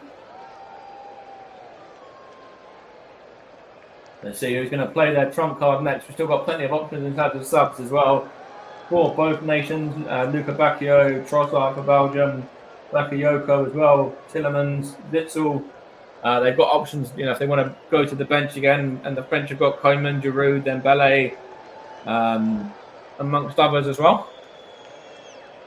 Barcois as well, who dropped out at the starting 11 for Griezmann. Both nations have only made the one sub so far.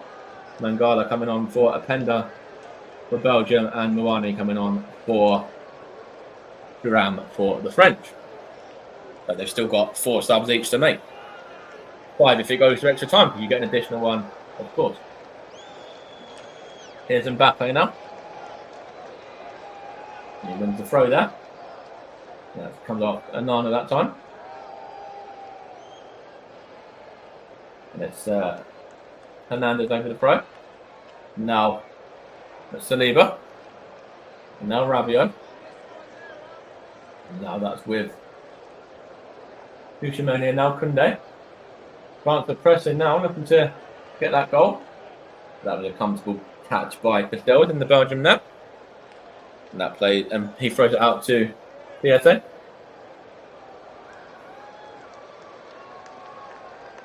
And now it's with Vertonghen for Belgium. And now Mangala. Got to be careful. If he gets a booking and Belgium progress, and he will miss the quarterfinal against either Slovenia or Portugal. And Rabiot has already got himself a yellow card, so if France progress, he's going to miss that game. The next round. That was a foul there on, is it Hernandez by Carrasco, I think. There's a delivery there from, I think it's Kante looking for Mouani. Mouani here keeps holding the ball, does well to knock it back to Griezmann. Griezmann to Koundé. Now to Tchouaméni then. Tchouaméni to Hernandez then. Now Kylian Mbappe. Kylian Mbappe for France. Now Tchouaméni. Tries to find Griezmann. And it's a good play there from Doku this time for Belgium. He goes down and wins the free kick as well for the foul by N'Golo Kante.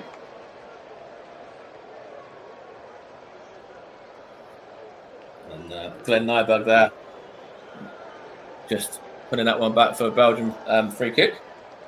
As we're now entering the 82nd minute of this game. Still no closer to finding out who's going to progress. Still 0-0 on the commentary hub. Commentary hub 2. Russ's Twitch, Focus on Football and JB Sports as well. There's a chance for Kevin De Bruyne now for Belgium. Gets the shot at goal and it's a save, but parried out by Mannion only as far as, I think it was Carrasco, but seen behind for a Belgian throw in the end. And again, it's becoming quite stretched now and quite open, this one, with the final sort of 7 minutes or so of the game to go, plus additional time. As Castagna is going to take this for Belgium now. I'm going to throw it to, I see who that was, Carrasco, I believe. And from behind for a Belgian throw. Castagna just tries to get that one in, but comes off Rabiot's head and behind. Here's Spies now for Belgium. And he gets it back once more. Here's Castagna now. Here's about Spies again. And now Jan Vertonghen. And here's TSA, Arthur TSA now. And now Onana for Belgium. And Carrasco. Here's number 21 Castagna now. And Belgium just forced to go back there to Spies once more. And now Vertonghen again. And then TSA to Doku, but with throw there, but it's gone the other way. The Frenchman, come up with might have been Hernandez. I couldn't quite see that on that side. Just Belgium have it here with Spies now. And now it's with Timothy Castagna into Romelu Lukaku there, battling with Saliba. Referee says no free kick. And Tchouaméni plays Kante. And Kante plays it to Griezmann. Griezmann to Upamecano. Looks for good run here by Kante, and he's found him as well. Got Mouani in support if he wants to use it. N'Golo Kante just slowing the play down. Here's Griezmann. And now Rabiot. Now Kylian Mbappe. Now it's gone out to Hernandez.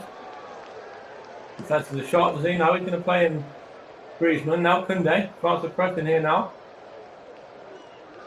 Now Kante. Now it's gone in. It's a goal, and it's scored by the number 12, the substitute Mouani there. I think it took a big deflection, but France have taken the lead with about 5.5 minutes left of this game, and it's the substitute number 12, Kolo Mouani, and we've got that goal. We finally got that goal. It took us about 85 minutes or so, and the substitute for France is the man that's made a difference. Kolo Mouani there, and it looks like France are progressing at this stage. Let's have a look here. There's Romelu Lukaku there wanted to foul by William Saliba. The referee said no, and then down the other end, France break, and it's Hernandez cuts inside, plays it to Griezmann. Griezmann plays it to Koundé.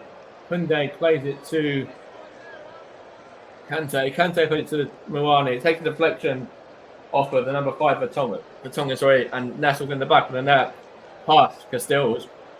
It's a big deflection actually as well, off of the knee of the former Tottenham defender, and it's probably going to go down as an own goal actually, that one, as France have taken the lead either way with about 5 minutes to go of the 90.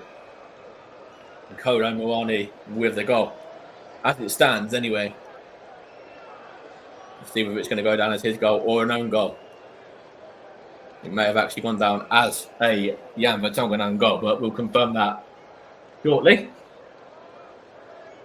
And Belgium have got it all to do now with the last 4 minutes plus additional time of this game, or they may be going out of this tournament.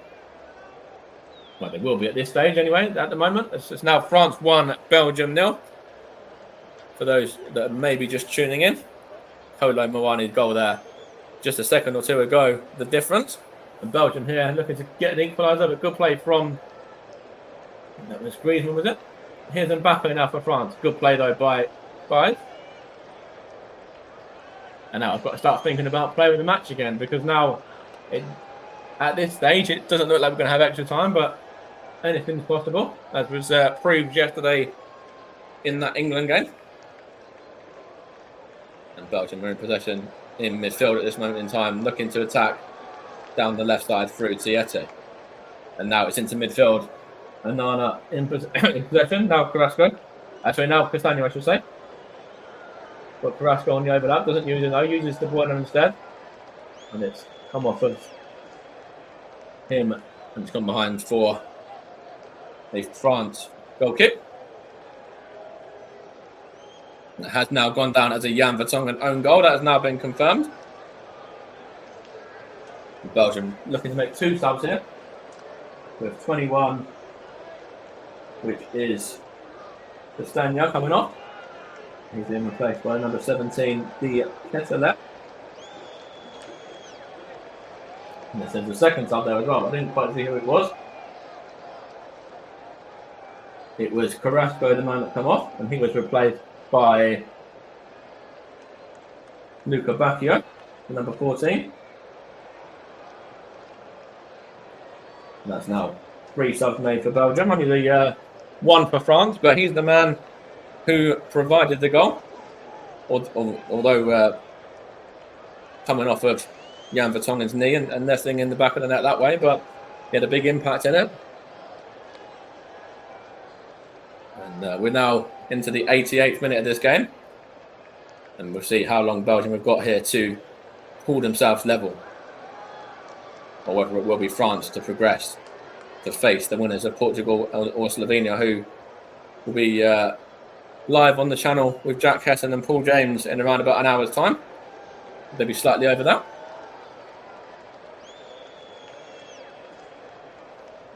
There's a chance here for France to get a point in the box, but they don't, and it's now gone behind for a Belgian throw there. Good defending by William Saliba. He's done well at the back, the Arsenal man, William Saliba. Potentially a candidate for player of the match, maybe. Which I will give you very, very shortly. Probably at the end of the game, actually, at this stage. Here is Baez and now Vertonghen. Now CSA.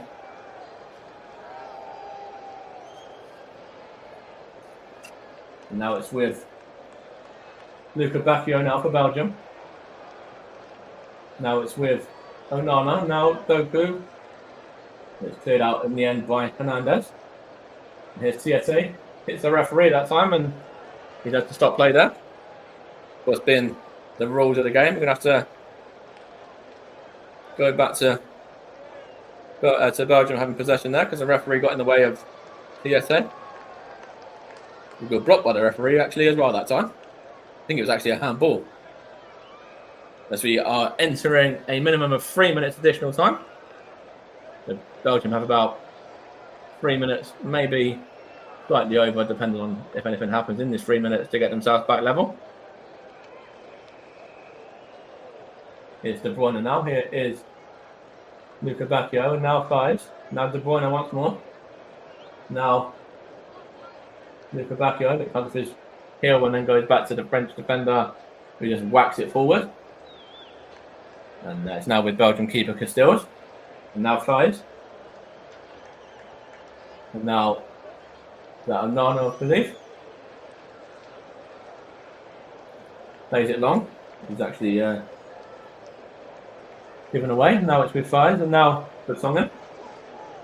And now it's with Mangala there, out to CSA. We've entered the first minute of the 3 that have been played. Here's Fives once more.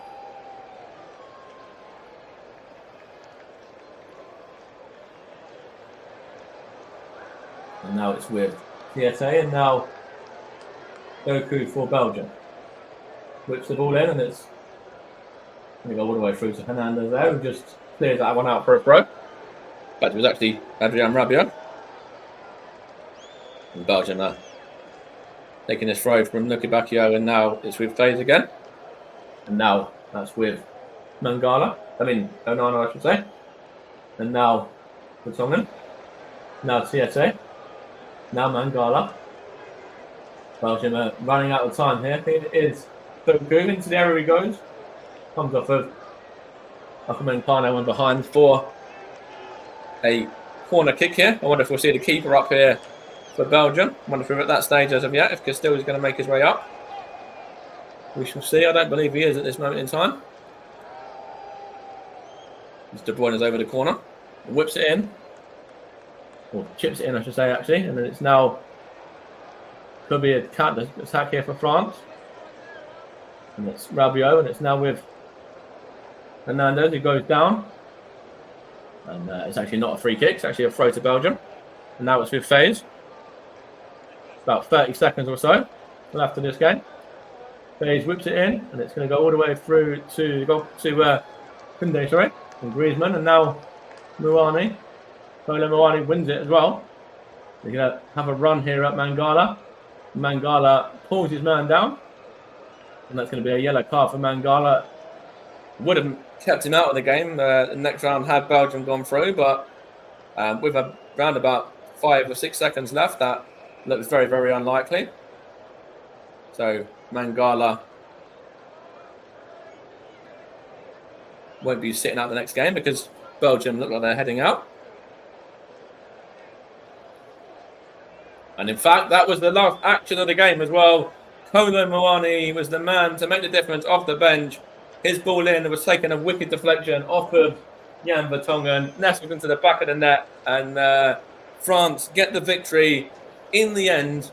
It's an underwhelming performance from France once again, actually. You know, the group stages they were underwhelming. This game they've been underwhelming as well. But they've progressed and they'll play the winner of Portugal and Slovenia, which is being brought to everybody across the channels by Paul James and Jack Hessen in around about an hour's time. But for this coverage and for this game, France have seen off Belgium with a 1-0 victory, and in the cruelest of circumstances as well. Jan Vertonghen turning through his own net past goalkeeper Castells, and Belgium go home, and it's France that progress through to those quarterfinals. Back to you, Russ. Yes, thank you very much there, Mike. And Mike, just before we do let you go, and we bring some reaction to the England game yesterday, which you heard at half-time, the goals which helped England get through against Slovakia. You just had the England goals rather than all 3 goals in the game yesterday. Mike, have you got a player of the match for us in this game today? I do. I think it's going to have to be the substitute, Kolo Muani. He comes off the bench and he thought he'd won it himself, but obviously it's gone down as an own goal. France only went to the bench on that one occasion, and he's the man that provided the goal for them as well, coming off of Jan Vertonghen and going into the back of the net. So has to be Kolo Muani for that reason. Thank you very much there, Mike. And there's confirmation on our screens. Randall Kolo Muani is the player of the match, sponsored by the excellent commentary services as France beat Belgium by a goal to nil in the European Championships this evening. Big thank you to Mike Conway for his excellent commentary as always. And Mike can have a early night and have a day's food a bit earlier than what everyone else was probably expecting to be the case in this game and after this game, as we do not go to extra time. Right now, what we're going to be bringing to you in a second or two as we get ready for this next piece of audio coverage that we've got coming up shortly on the upcoming match. Before we do that, what we're going to do right now, we're going to bring you the reaction to the England game yesterday, starting off with England boss Gareth Southgate, who says he had belief that his players would score a goal against Slovakia before Jude Bellingham's 95th-minute equaliser set up a 2-1 win in extra time and helped England progress to the quarterfinals of the European Championships. Of Gareth Southgate in just a second, who was speaking to the media after England's progression yesterday evening. Here's what the England boss, Gareth Southgate, had to say.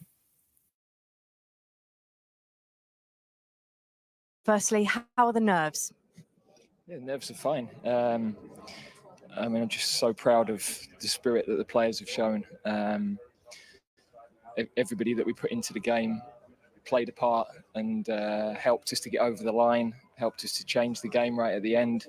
And without that, you've no chance of succeeding at anything. So it showed how the squad have been, not just the players that came on, but the players that have been training and haven't played yet. They're all really pushing and helping each other. And tonight that made the difference. They did all play their part, but it was two of England's biggest stars that scored the goals. You told us after the first game that Jude Bellingham writes his own scripts. It was a pretty special one tonight, wasn't it? Yeah, fantastic. He's out on his feet really, and you're thinking, should we take him off? But you just know that he's capable of those sorts of moments, and that we know that in the game itself, we needed to be better with the ball. We knew they were a team that pressed well. We couldn't find the right solutions to that in the first half. In the second half, we did that better. We kept composure. We kept probing. We've obviously had the disallowed goal, the shot that hits the post. But under that pressure, they kept probing and they kept the patience. In the end, it's an old-fashioned long throw that gets us the goal. But they've been wearing them down, and those moments can happen if you keep wearing teams down. And Harry Kane as well has had some big moments for England. He's had some question marks about him and his fitness and his form at the moment. But do we see why he always has to be on the pitch, it feels? Well, he's just an extraordinary goal scorer, and I have to say, he's leading the team so well.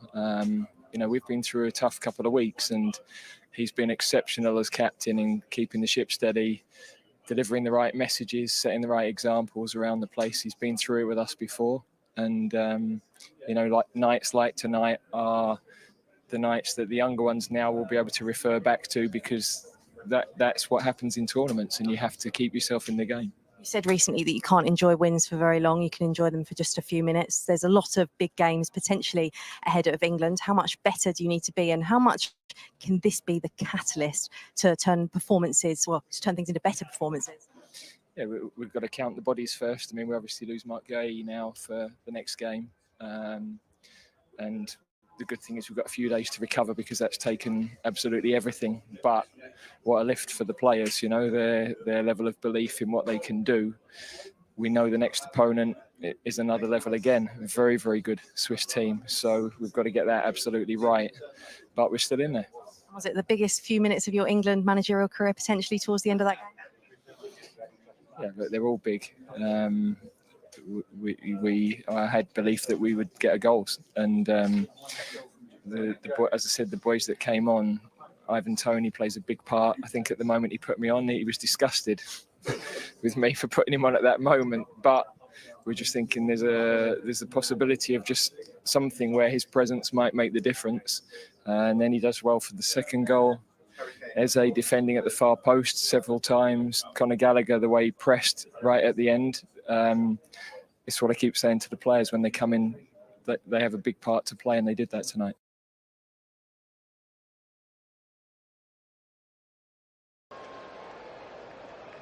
England boss Gareth Southgate with his reaction to England's 2-1 win over Slovakia yesterday Well, Harry, you have evening. We will be bringing you in just a moment the thoughts of England captain Harry Kane. We can hear from the England skipper right now. He's speaking to the media after the game yesterday. Well, Harry, you have scored some huge goals for England, some that you've enjoyed a lot. It looked like you enjoyed that one, and it doesn't get much bigger, does it? No, it's one of my better ones in my career, feeling wise for sure. What a crazy game of emotions. You know, it was tough out there in the 90 minutes, and we had to go all the way until the 96th to unlock the door, and then we had to come back down and get ready for extra time because there was another 30 minutes to be played. So to get on the score sheet and Ive to set me up like he did, it was obviously fantastic and an amazing feeling. And hopefully we can, use this energy into the quarterfinal now. Yeah, you talked there about the team, and everyone that I've spoken to has mentioned the team, the squad, the players that come on as well. At times recently, maybe the character of this squad and the unity has been questioned, but did you answer a few of those questions today? Yeah, I think we did.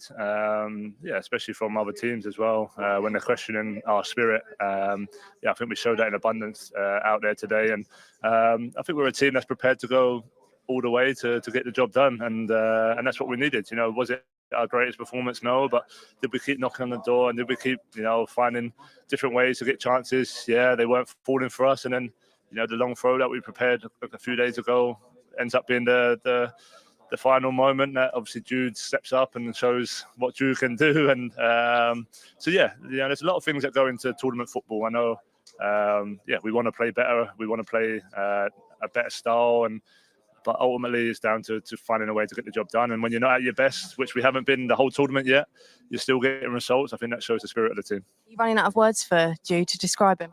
Well, he proves it out there himself. We speak a lot about Jude and how mature he is for his age, but I think what Jude loves the most is the big moments and stepping up in the big moments. So when you're at that stage of the game, you're just hoping for one more chance, one more moment, and if it weren't going to fall to me, I was hoping it'd fall to Jude, and he's got a bit more flexibility than me, so he's got more. He had more chance of scoring that goal. So credit to him to be ready in that moment and do what he done is special for him and special for the team, and we're going to need more from it, not just from him, but everyone from now until the end.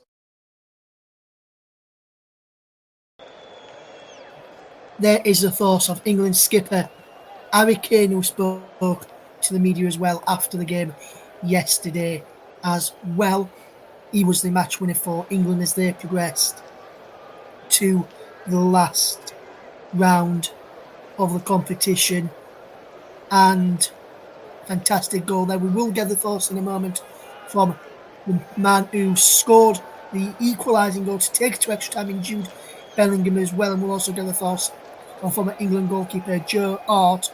Before we do finish off on this programme today and wrap up, just before we do get the thoughts of Joe Hart and Jude Bellingham, I just want to fetch back in the match commentator Mike Arneman, who's watched this game for us today. And I know he watched the England game yesterday. We were speaking about it afterwards last night. And Mike, just want to get your thoughts on the performance from England yesterday and how you felt England played in the thoughts what you just heard there from Harry Kane. Do you think he's summed that up quite well? Yeah, so I think England were very, very poor again yesterday. I think England really haven't got going throughout this tournament so far. The group stages and again yesterday. And I feel that, we were, about a minute away from being knocked out by Slovakia. And it really would have been an Iceland kind of defeat if that was the case, when obviously losing to Iceland caused a lot of uproar in the English media and in the English press and everything. And it would have been very similar yesterday as well, having, a similar outcome. But then obviously up steps Jude Bellingham, fantastic bicycle kick. And then from then on in, I thought England we're going to always have the momentum behind us. And that's exactly what happened. So got to be a lot better against Switzerland. I thought Switzerland were very, very good against Italy. The holders, of course, last time out at the weekend. And England really got to kick into gear and soon as well, because as I said throughout the programme today, I mentioned it on the commentary today, that England are on the right side of the draw. It's only Switzerland and potentially the Netherlands, if they get through their game, to worry about. And everyone else is on the other side, France, Germany, Spain, Portugal, if they get through. So England are on the right side of the draw in that sense. And have really got to turn up the gears and turn up the performances in the next game against Switzerland to push through to that semi-final. Yeah, so now just another quick question to you as well before we get the thoughts of Jude Bellingham and Joe Hart from after yesterday's game. Mark Gay, I think he's come in. Everyone was saying we weren't sure whether he would have the capabilities of replacing Aaron Maguire, who's missed this tournament due to injury. How do you think he's done so far in the tournament? Because I think alongside John Stones, that their partnership has done a really good partnership so far, and I think he's going to be a big miss against Switzerland as well. Yeah, I was just about to mention, obviously, he got suspended, didn't he, yesterday, very early on, actually, with that yellow card as well, from that card-happy referee, who was handing out cards at the first 15, 20 minutes, like Christmas cards, like birthday cards, to be honest. And I feel that Mark Gay is going to be a big miss for England in the next game. What are England going to do? Are they going to bring in Joe Gomez? They're going to bring in Ezri Konsa? They're going to bring in Lewis Dunk? They're going to potentially put Trent Alexander-Arnold at right back and put Kyle Walker in alongside John Stones. What are England going to do? That's the interesting bit of discussion and sort of talking point regarding that back line. And whether Luke Shaw is going to be fit enough to play.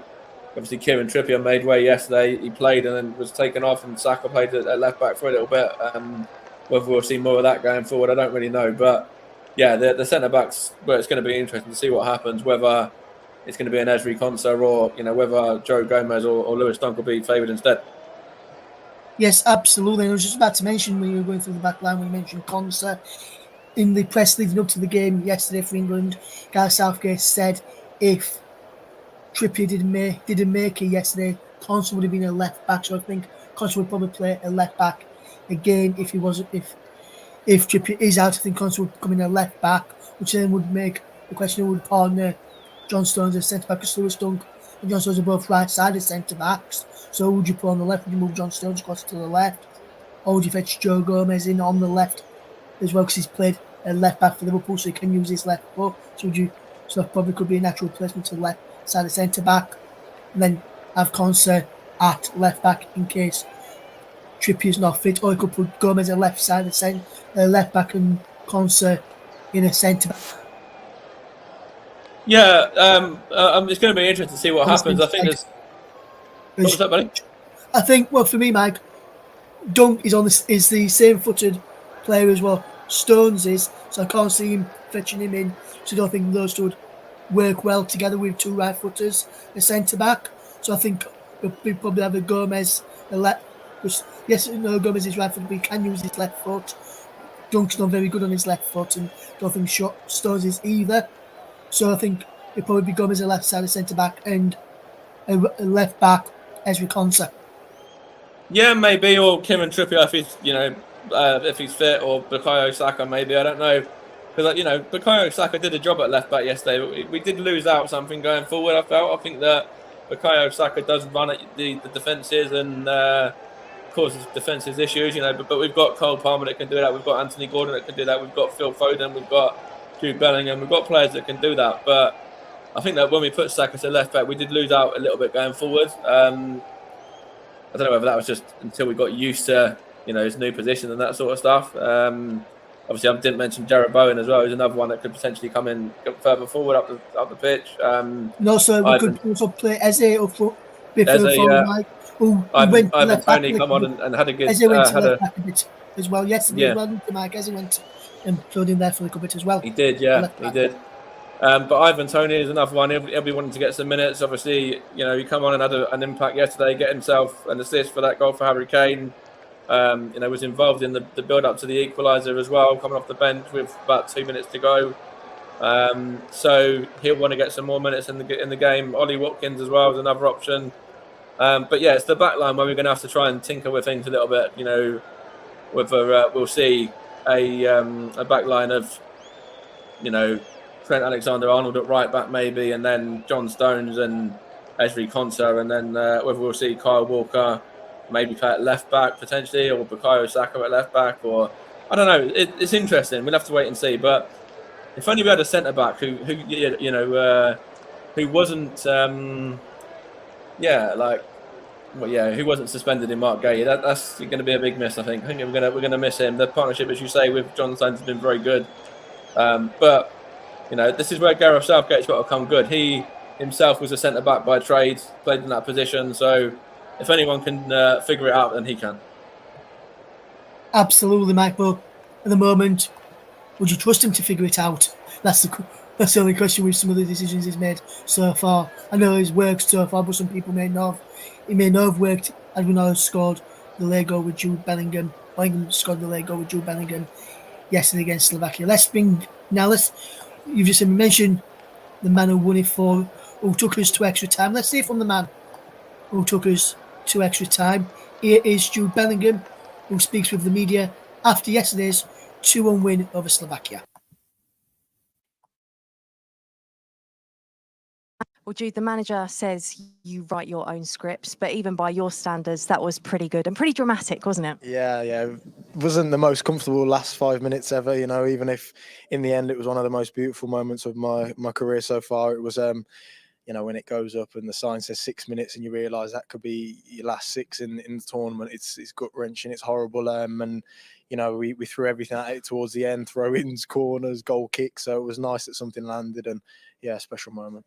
There has, of course, been a lot of noise around in the past few days, past few weeks with the performances, but do you feel like that was the perfect response with some of the big players stepping up tonight? Definitely, yeah. I think there was a lot of sacrifice all over the pitch. I think the thing is with the national team, with a lot of national teams, is that people will expect players to come and replicate their exact club form with 25 different other players, a different manager, a different style, a different opponents, and it just doesn't happen. So the truth is that it's going to take some time to gel. It's going to take some time for people to kind of find their feet, and of course we have to make a lot of sacrifices for each other, and we did again tonight. I know it's a bit sloppy for the goal, but other than that, I thought we were the better team by far. Had good control of the ball, even though they were a really nice side actually. I thought we had a lot more dangerous attacks, and in the end ended in 2 goals and enough to win us the game. What can tonight and the manner of the win tonight do for England going forward? Yeah, the team was already together before this, but I think it will bring us even closer. It'd be nice now if the media and a lot of the fans realise that we're a lot stronger when we work together. I think is my message. I understand you get praise if you do well, and if you don't do well, you're going to get criticised. I'm fine with that, but I feel like for a major tournament, I think people should leave all the biases aside and let's come together. Let's kind of try and enjoy the journey of this England team, because, like we showed again today, when the fans are aligned with us and the players are aligned and show the right spirit, magical things can happen. Keep writing those scripts. Try my best. There is the thoughts of Jude Bellingham, who took England into extra time in their game yesterday. Mike says, I like the way he speaks very well. And yes, he does, Mike. And now we're going to hear from a former England player who was a goalkeeper for England, finished his career at Celtic. That is Joe Hart, and he speaks to BBC. And he says, what a moment, what a player, as he describes Jude Bellingham's magic moment to equalise in injury time to take us into extra time. Let's hear what former England goalkeeper Joe Hart had to say in the game yesterday, speaking to the media after the game, as he gives a reaction as well. Performance and England progressing in Euro 2024. This is what England goalkeeper Joe Hart had to say on the game yesterday. Well, the dust is just about settling here in Gelsenkirchen. Joe Hart, have you got the words to sum that up? Because that was remarkable, wasn't it? I actually haven't. Well, we're nearly an hour past the game now, and I'm just trying to work out what happened. It was one of those moments. It was frustrating. I was reliving bad moments from my past, if I'm being brutally honest. You didn't have to say that, Kelly, but yeah. And then, what a moment! What a player! Someone who looked dead on his feet for the last even 20 minutes, the changes being made. Was his number going to come up? No, his number wasn't going to come up because he produces moments like that.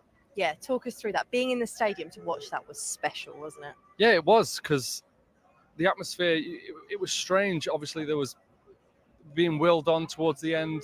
John Stones going up front. Kyle Walker taking long throws. So dominant in defence Slovakia were, especially when it came to the aerial duels. But Mark Gahey, a great flick, and then that 21-year-old man who keeps writing his scripts. Yeah, he does a remarkable script once again. You might be able to hear the noise here. That the England fans, I think, in hospitality partying. But take us inside that England dressing room. What do you think this can do for them in terms of lifting the mood? Because it hasn't all been positive around that camp. No, it hasn't. And they're a bit frustrated with how they played at certain times. But to have those clutch moments and those moments to take them through to a quarter final where they believe, tell them, lad, they believe that they can really do big things. That's Jordan Pickford walking past and Aaron Ramsdale as well. I think that tells us a lot about what that can do for that dressing room. There's a smile on their faces and there's a belief, and they've been able to see their families who are probably, trust me from experience, probably thinking, right, what do we do now? Where do we go on holiday? How do we get them out the firing line? Well, they're in the firing line in a different way. They're in a quarter final of a tournament, and who knows? Switzerland's up next. We do know that. Let's not sugarcoat it. It wasn't a perfect performance from England. What needs to be worked on before that? No, look, they're going to come up against a very tactically savvy team who look very confident in what they're doing. They're definitely going to be confident coming into the game, but I think England, it's going to be pretty much the same. I think it's going to be a tight, close game, and we're looking for those magic moments, but you're not looking them from people who aren't capable of applying them. Even, Tony came on, did very well. Harry Kane scored his goal, and obviously Jude doing what he does at 21.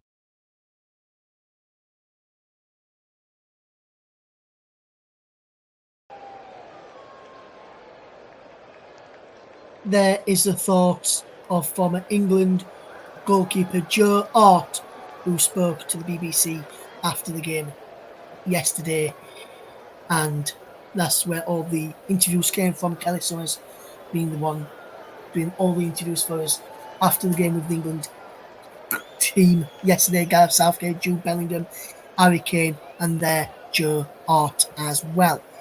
I thought Joe Hart spoke really, really well. He actually spoke about what happened with how he could help the camp, especially mentioning the Iceland one in there. Joe Hart spoke how he felt after the Iceland game and difference to how these England players and Pickford and Ramsdale and Henderson would be thinking right now. Mike, what did you, just before we do finish in around about 15 minutes time, what did you make to the thoughts there of Joe Hart? And obviously, I know you said Jude Bellingham, you like the way he speaks. What did you think to the way he spoke about and how he thought the game went yesterday as well? Yeah, I think they both hit the nail on the head, to be honest. I think it was a very difficult game. I think Switzerland will be a difficult game as well, but it's tournament football, and that's, at the end of the day, you want to get through.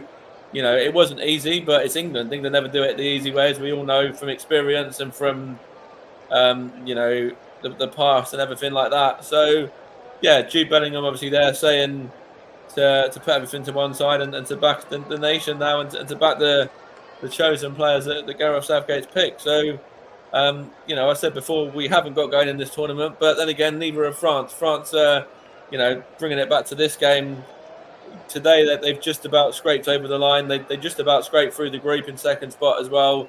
It's very, very similar between France and England right now in that sense. And as Jude Bellingham and I think Joe Hart there said as well, it's about backing the team and backing Gareth Southgate now and seeing what can happen and where we can go. So, put everything to one side and just, come Saturday,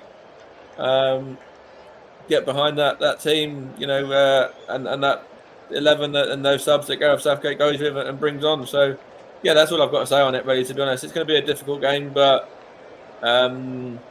it's one that England for 95 minutes didn't think we were going to get. So, even to still be in the tournament at this stage is a bit of a blessing. Absolutely. Like Joe Hart said, Mike, as you know, I covered the game, the Switzerland-Italy game for the TCM on Saturday afternoon. And I'm like Joe Hart said, Switzerland are a very good organised side. You saw that against Italy. Well organised, not just mentally but tactically as well. So England need to try and find a way to break them down. Yes or no, like they did against Slovakia. Yes or no, it was a 95th minute equaliser and then a extra time winner. But England need to be on the ball from the first minute to the last because Switzerland went from the first to the last against Italy, and we saw what they did to them. Who are the reigning champions? Who say they can do similar to the runners up of last year's Euros. But we're going to leave it there.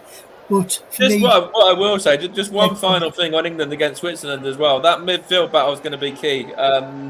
Whether it's Declan Rice and Kobe Mainoo against Granit Xhaka, because Granit Xhaka for me has really impressed for Switzerland in this tournament, and if we can keep him quiet and keep the likes of Mbolo quiet and people like that, but mostly Granit Xhaka, then I think we've got a good chance of keeping the game tight. But you don't want Granit Xhaka to put his stamp on the game because that's when things can potentially go wrong very, very quickly. yes, and hopefully, you mentioned in there, Declan and potentially Kobe Mainoo again. I'd probably start Mainoo again. Really good first star yesterday. Kobe Mainoo came on against Slovenia in the last group game. Played really, really well in the second half. Him and Palmer, especially when Palmer came on, linking up really, really well. Mainoo did well. He needs to be careful in this game. He doesn't get booked in case we do get through. But like we mentioned, it could be reset after the quarter-final cards. So even if he does pick up a yellow card in this next game, may not be suspended. We'll have to wait and see. It probably will be if that is the case. But Mainoo, a good performance yesterday. If he starts again, can he continue that into the next game? We'll see where he does for Manchester United, and he plays really good football for them. And he took that into this tournament for England in the 2 games he's played.